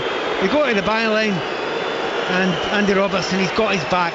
He can't see the attacker come in behind him. You don't turn your back in that situation. They're going to have a look at the inverted commas foul on Scott McTominay in the build-up there, but it's a tight one. I don't think the referee's going to change that. He'll have a good look at it, but I would be surprised if he changes that one. This looks like 1-1, but we shall see. Well, the referee is still standing waiting as the goal check comes up on the screen. A little bit of a optimistic cheer from the Scotland supporters, and the referee is asked to come across and look at the monitor once again. A busy second half for the VAR officials, and Marian Barbu, the Romanian referee, makes his way back over to the screen, and this could be yet another turning point in this game. It did, when the tension's growing here. I mean, the Scotland fans feel as if they've been hard done to, but in the end, I mean, I'm guessing it's a free kick on McTominay. He certainly doesn't play the ball, does he, Pat? We're looking at it now, and McTominay moves the ball away from the challenge. There's a shoulder to shoulder, but there's a knee on the knee, and doesn't play the ball. I think this is where the foul is. The knee on the knee, and then you look at it. Doesn't play the ball. No, he doesn't play the ball. So, having seen it a second time, I think Scotland might be just about to get away with this. Are they? Here comes the signal. No goal. Huge cheer around Hampden. No goal. And Malešević's celebrations are cut short. A free kick to Scotland. It remains Scotland 1, Belarus 0. In the midst of all this, right? Scotland fans are moaning at the referee. He's nailed it both times. Okay, he's not made the decisions, but he'll go and have a look at it. He'll figure it all out. VAR was brought in for a reason, and we've just seen 2 of the correct reasons why. 2 correct decisions, and it means that the scoreline remains as it was at the start of this second half. Scotland with that vital lead. They will want to make that more comfortable. They've been given a real warning by this Belarus team. They are dangerous on the attack. They can create opportunities, and Scotland know they will need to try and get that second goal to make it comfortable, because a Scotland victory tonight, coupled with a Denmark victory later on this evening against Greece, will guarantee a playoff place for Scotland. And that is what they're looking for as a challenge slides in. Milosevic, frustrated not to get that goal, slides in on Scott McKenna and gives away a free kick. So 2 hugely pivotal moments decided by VAR. And I think we got them both right. The referee and the VAR had a good look at it. That's what it's brought in for. You don't want major games and even qualifications for competitions made on bad decisions. Those 2 are, for me, good decisions but tight. Good decisions but tight. But the one thing it has done is told Scotland, you can't relax now. This game isn't over. And it's certainly since the change that the Belarusians have made. They've taken away, like the change at left back has made such a difference. Adams does well, right to challenge, tries to just cut it into Billy Gilmour, who's gone down in the area. Referee says no penalty. Cheers from the Hampden crowd. They want a spot kick. Lovely ball winning from Che Adams, but Gilmour looks to just stumble in the area as he's trying to control that ball. Will be a throw-in for Scotland on that far side. Gilmour, though, pleading his case to the official, who does have his hand up. Onward, he says. Come on, play on. 67 minutes gone. Scotland 1, Belarus 0. We're not going to penalty kick for that. Absolutely no chance. Not even at Hampden Park. Lovely feet from Gannon Doak. Tries to get the cross in. He goes down. It is deflected. It will be a corner kick, not a free kick over on that far side. It was actually Anthony Ralston with the lovely feet to get the cross in. And the yellow card comes up, goes the way of Kirill Peshinin. That's bigger news than you would think. You know, yellow card for a fullback. So what? That happens. Peshinin now cannot dive in at Gannon Doak. And if you're a winger and you've been flying already, you're thinking, party time, give me the ball. He's not happy, Peshinin, grumbling away as he makes his way into the 6-yard box. Scotland with the corner kick from that far side. John McGinn will again in-swing it in towards the goalkeeper. Looks like Kieran Tierney might be about to make an appearance, but let's get this corner kick underway first. In it comes, right on top of that goalkeeper, who's punched it yet again, but Milosevic is there to get it clear. Stopped though by Andy Robertson, who's got Gilmour for support. Gilmour tries to play it back into the path of Robertson. A little bit too much on it, and it goes all the way through to the goalkeeper. John Souter also down below us, stripped and ready to come on. So a couple of defensive changes coming Scotland's way, Pat Nevin. I just wonder, you say that, I think it might be a system change, but we'll talk about that in a moment. Because Scott McTominay has been played in behind by Che Adams, onto the byline, looking for the return to Adams, deflected, another corner kick from that far side, and Scotland once again beginning to play the game in the right areas and cause Belarus problems. Well, the big thing to watch out for when Scotland do eventually make these changes is if the number 3 comes up. The number 3 might not come up. Scotland might go to a back 5 here. That's a real possibility for Scotland. You're 1-0 up, you've got a certain amount of time to survive, and by the way, Scotland not bad with a back 5, because the left hand side with Tierney and Robertson together, so it'll get raised eyebrows if it happens, but I don't think it'll be silly.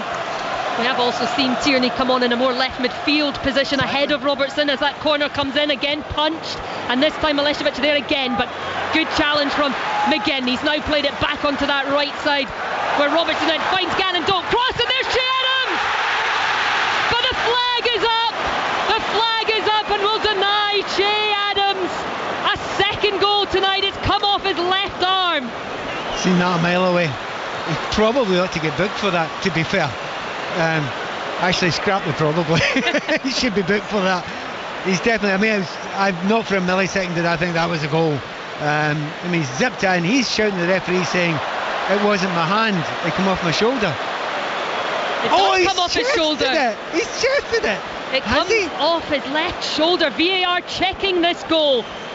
The cross comes in from Gannon Doak, and Che Adams gets ahead. It does look from the naked eye like it comes off his arm, but on the replay it certainly looks to maybe come off above the shirt line. We've not seen a good enough angle here. Wow, VAR's got his work cut out tonight. It's one of those ones, the first time you're thinking, his arm's out, he's put that in his hand actually. He then didn't celebrate it though, did he? He turned around as if he was a wee bit embarrassed by it.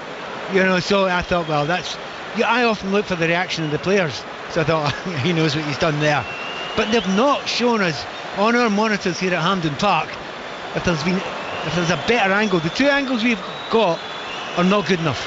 They're not good enough to tell you if that was chess.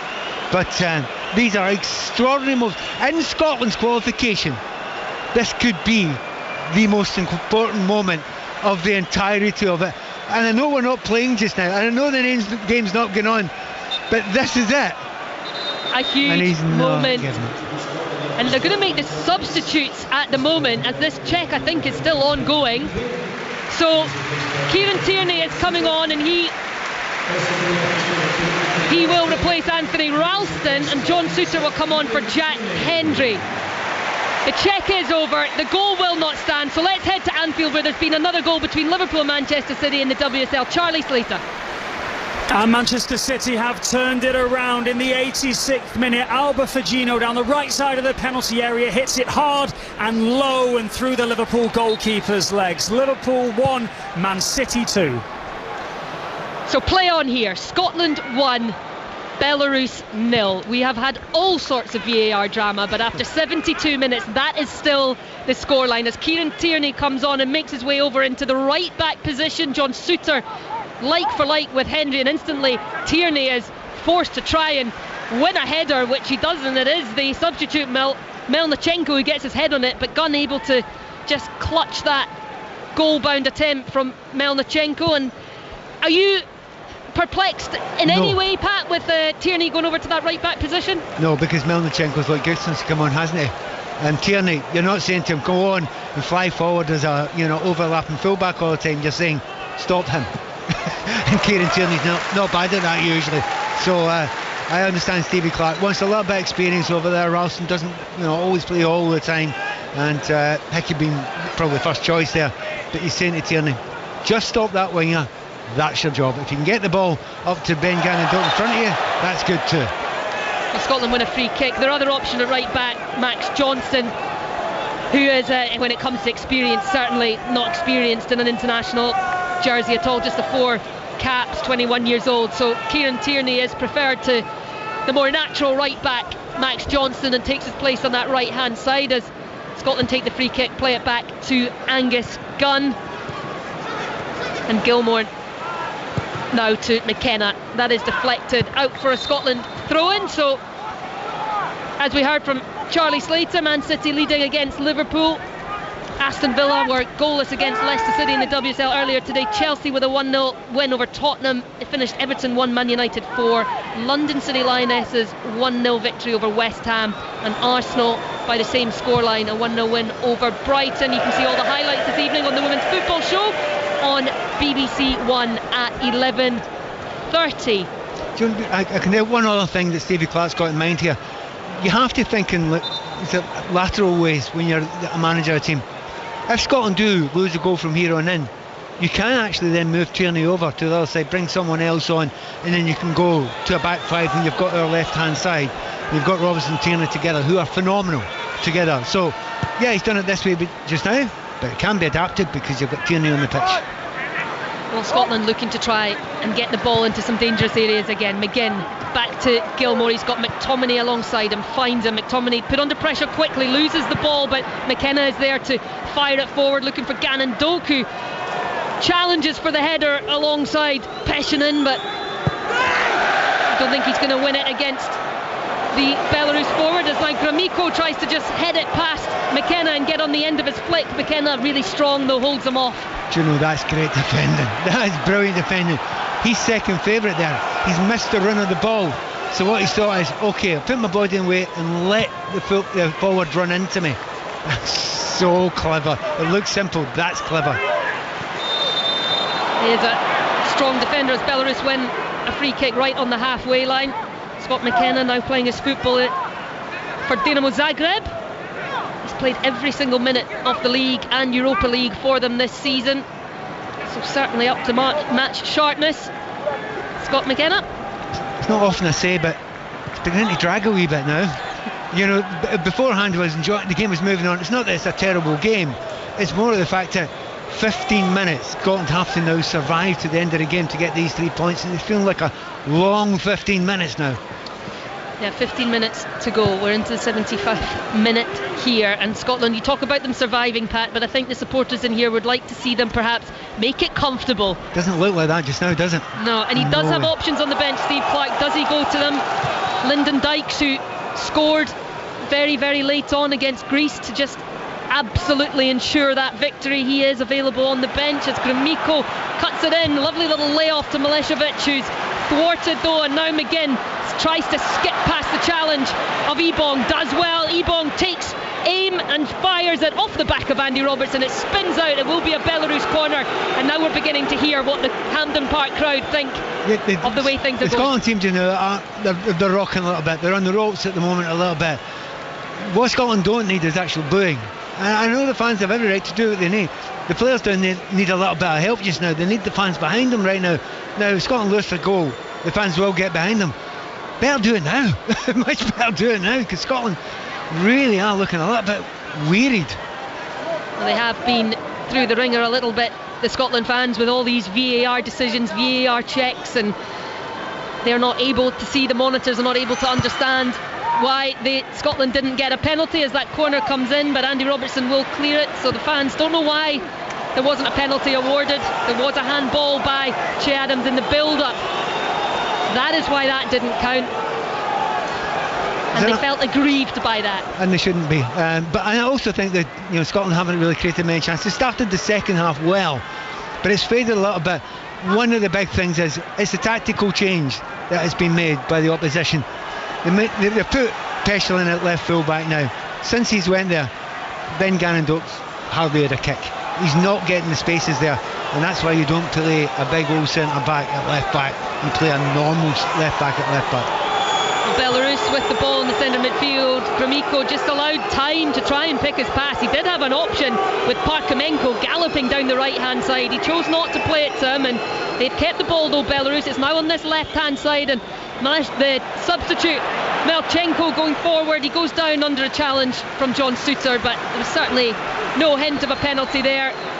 Just a poor touch from Melchenko as he went forward, allowed Suter to get back in, but again Belarus are asking questions. Now Scotland come forward, and now the Hampden Park crowds begin to try and roar them on as McTominay loses out, goes down, but I don't think there was a free kick there, and Belarus allowed to play on as Gromyko again coming forward. He's been very lively in this second half. He just plays it forward to Melchenko, who's on the left edge of the penalty area. He's got Suter for company, drops it back though, gets it back again, Melchenko, and now he plays it to Ebong, who drops it back into midfield. Gromyko gets it and plays it in. A lovely little pass to Barkowski, but the shot is poor.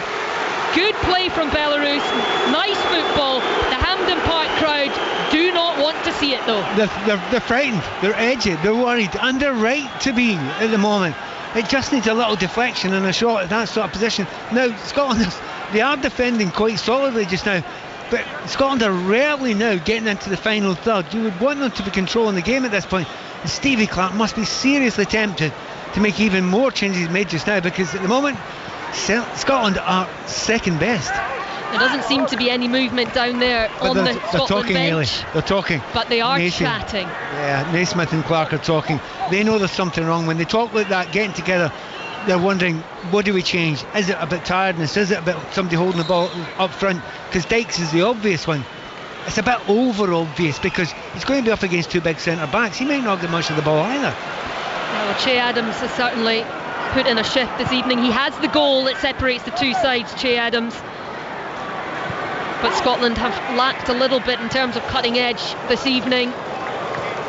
And this is a Belarus side that shipped 6 to Denmark on Thursday night, which probably didn't help Scotland's cause in terms of the expectations of supporters coming here this evening. It is goal difference, incidentally, that will decide if the two teams are locked on the same points come the end of this campaign. So Denmark certainly winning that one. Scotland will need, you think, have to finish above Denmark on points if they are to win this group. You just can't get too far ahead of yourself. That's what we all do it. We can't help it. That's football. But the fans will be thinking that. We'll be thinking that. And yeah, it might come down to that. You've got to get 3 points. You've got to get these 3 points. That's all that matters at the moment. Nothing else matters. Worry about everything else later. If Scotland get 3 points here, the likelihood is there'll be a game against Denmark that Scotland will have to win to go through. I'll take that. And I think Stevie Clarke would too. Well, there is a potential penalty check happening at the moment. I think that might be a problem with the signage because the ball wasn't anywhere near the penalty area. It was a free kick for Scotland on the left, but now McGinn has space ahead of him just outside the penalty area. He's got Robertson putting it towards the back post where Gannon Doak is. He tries to get it under control, under pressure from Peshanen. Does well, Gannon Doak in the corner, but it has gone out of play and it will be a goal kick, and Ben Gannon Doak is berating the linesman on that far side, but I think it did trickle out of play. And that is the problem a little bit for Andy Robertson with those deep balls in. Gannon Doak's not a player who's going to have that aerial threat at the back post. You want to put that in there, and it's a good ball into a decent area there, but you would rather McTominay was coming in there, or McGinn was coming in there, and it's not been the case. It's been Doak. Strong challenge from Tierney, gets a roar of appreciation, but then Tierney is taken out. He's down in a heap. The referee has waved play on, but he now stops it, and it will be a yellow card. I think it's Max Ebong that took down Kieran Tierney on that far side. Yeah, you hate it. I mean, every Scottish person knows when Tierney goes down, you miss a beat, don't you? You hold your breath because there's so many unfortunate injuries in his career. He's taking a wee bit of time to get up, and the good news, he's going to carry on. Yeah, he's got that left wrist heavily strapped still, the Celtic fullback, as the game continues. But Scotland again, McTominay going down, but again losing the ball. He's losing the ball a lot, Scott McTominay, and it almost led to disaster for Scotland before that. At this point in time, Scott, just hold it, play the simple ball, make sure you're not caught in possession, and certainly don't lose the ball, go to ground and allow the opposition to push on.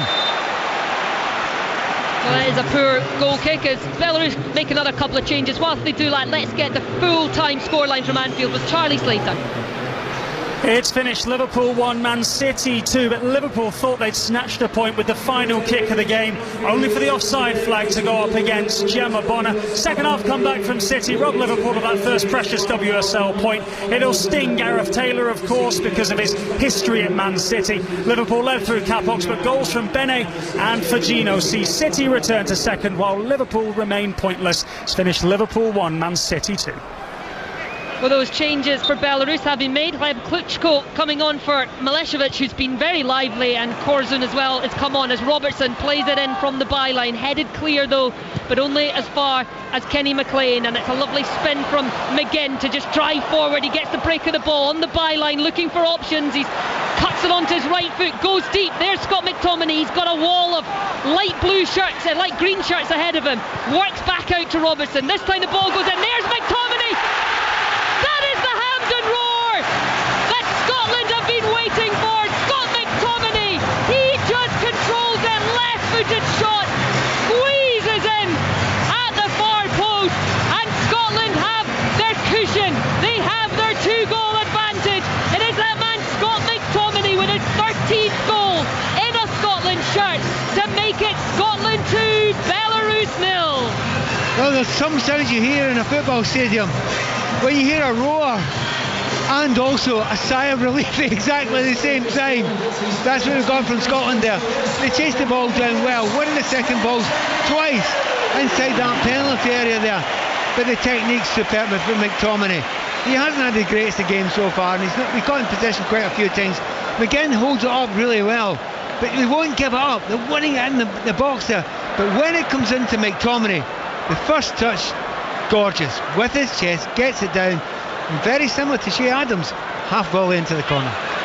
Belarus looking to answer back straight away, and John Souttar flew himself at that cross and headed it beyond Angus Gunn's goal for a corner for Belarus. So an instant response from the visitors, but Scott McTominay, he didn't have long. The ball from Robertson, it just skipped past a Belarus player. He had to react so quickly to just cushion that down with his chest and then take that left-footed shot into the bottom corner. As we're getting a replay of John Souttar's defensive clearance there that was quite spectacular. I don't know if Angus Gunn was a little bit concerned as the corner comes in to the substitute Melnichenko, but his shot is absolutely cannoned off the back of a Scotland shirt, but they work it again from this left-hand side, and it goes again. Souters up to try and deny the Belarus captain. It's fired around, and now it's gone beyond the back, beyond the goal, and in for a Scotland goal kick. Do you know, it's nice, Ellie. You mentioned really early on in the game, Belarus aren't that bad. Defending's okay, apart from the left centre back at left back. Midfield, they've held the ball well. The little bits of quality final third. It's the difference often between the very good sides. And in this case, McTominay, how often has he done it?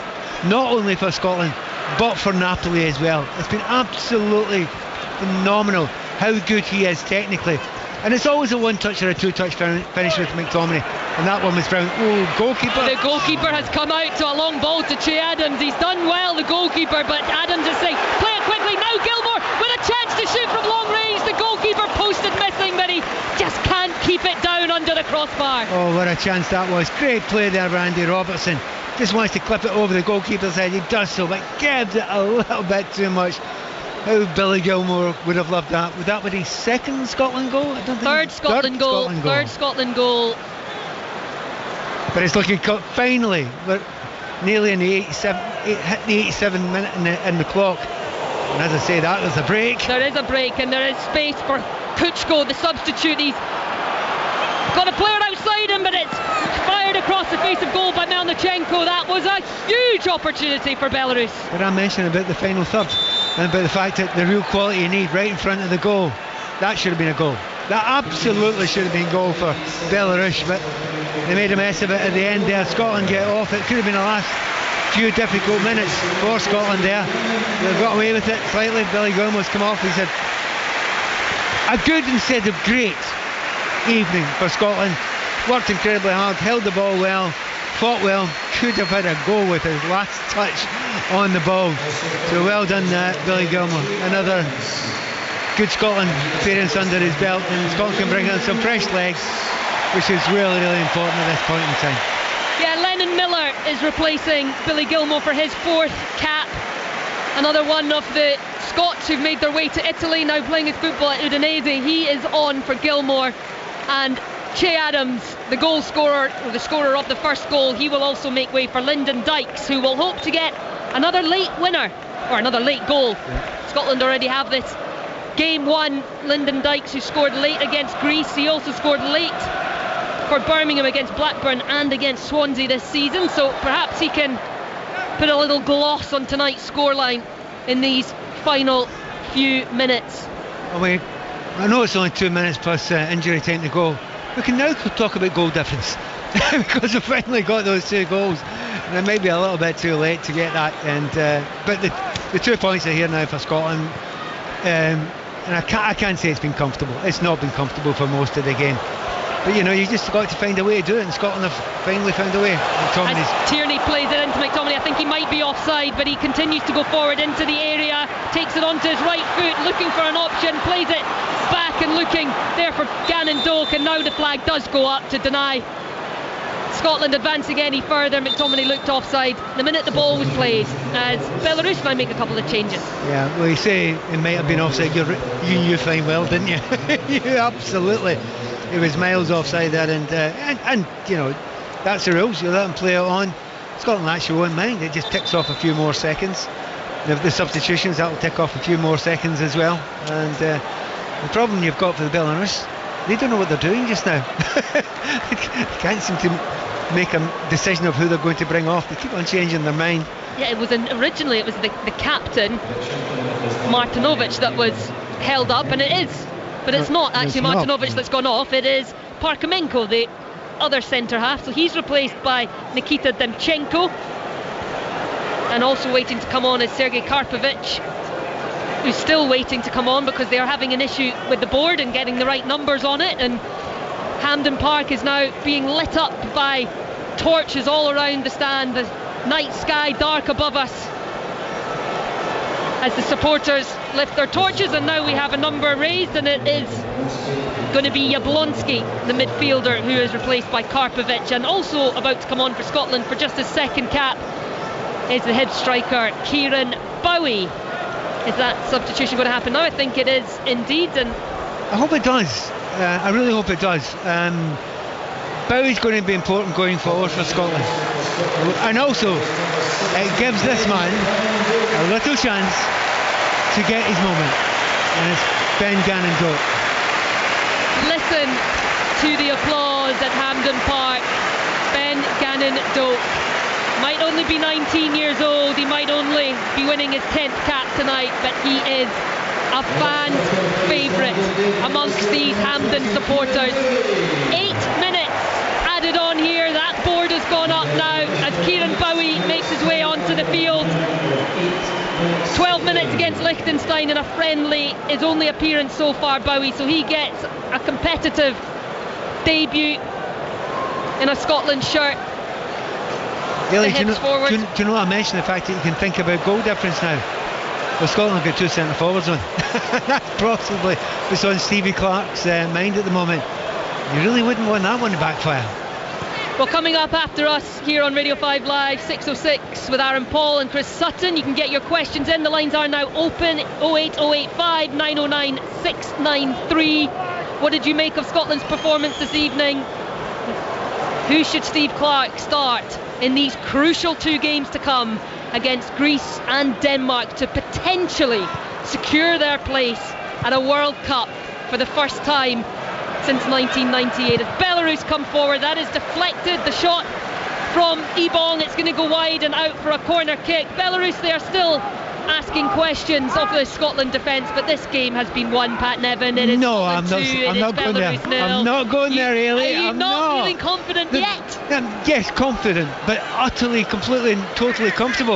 If Scotland lose a goal now, there's 5 minutes to go.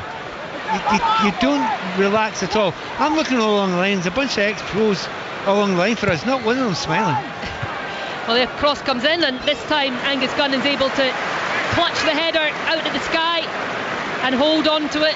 He'll take up all 7 seconds here. Yeah, good. I want him to do that just now. It's, just something weird can happen. We've seen weird things happen in games. We've done it to other teams, the Norwegians, late in games, but at the moment, I would like that third goal now. Bowie asking for the ball, played over the top by McGinn. He gets it, but it's headed clear only as far as Dykes, and now into the area. Scott McTominay, the arms go up off Zabalin, but it didn't come off his hand.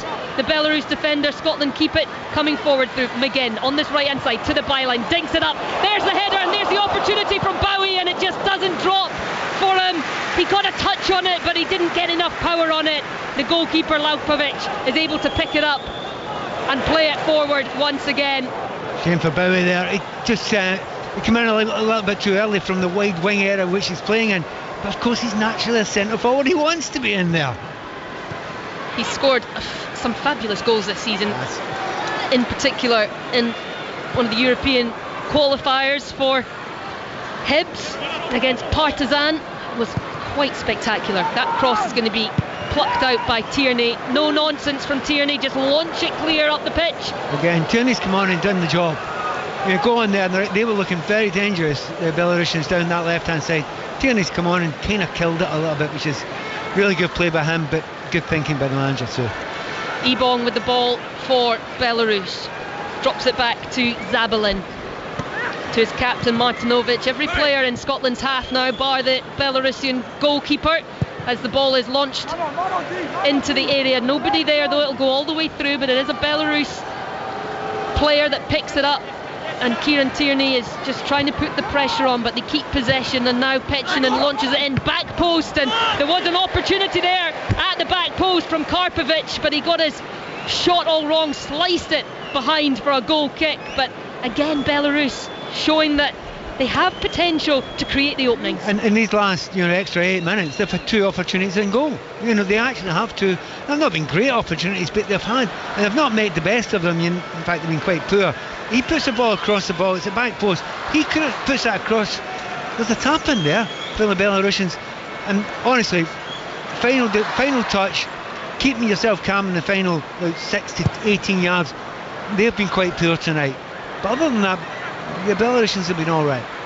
3 minutes off the added 8 left to play here at Hampden Park. Scotland with that 2-0 lead over Belarus. It has been far from comfortable for Steve Clarke's side, but it was all about the points. It was all about the victory. They have got that secured. It looks like it will be another 2-0 victory over Belarus. The second time this scoreline has happened in this World Cup qualifying campaign. But again, it's Belarus who are going forward, and that is a lovely touch, and there is the goal. It was beautifully worked from Belarus as it's just spun round the post from Kuchko.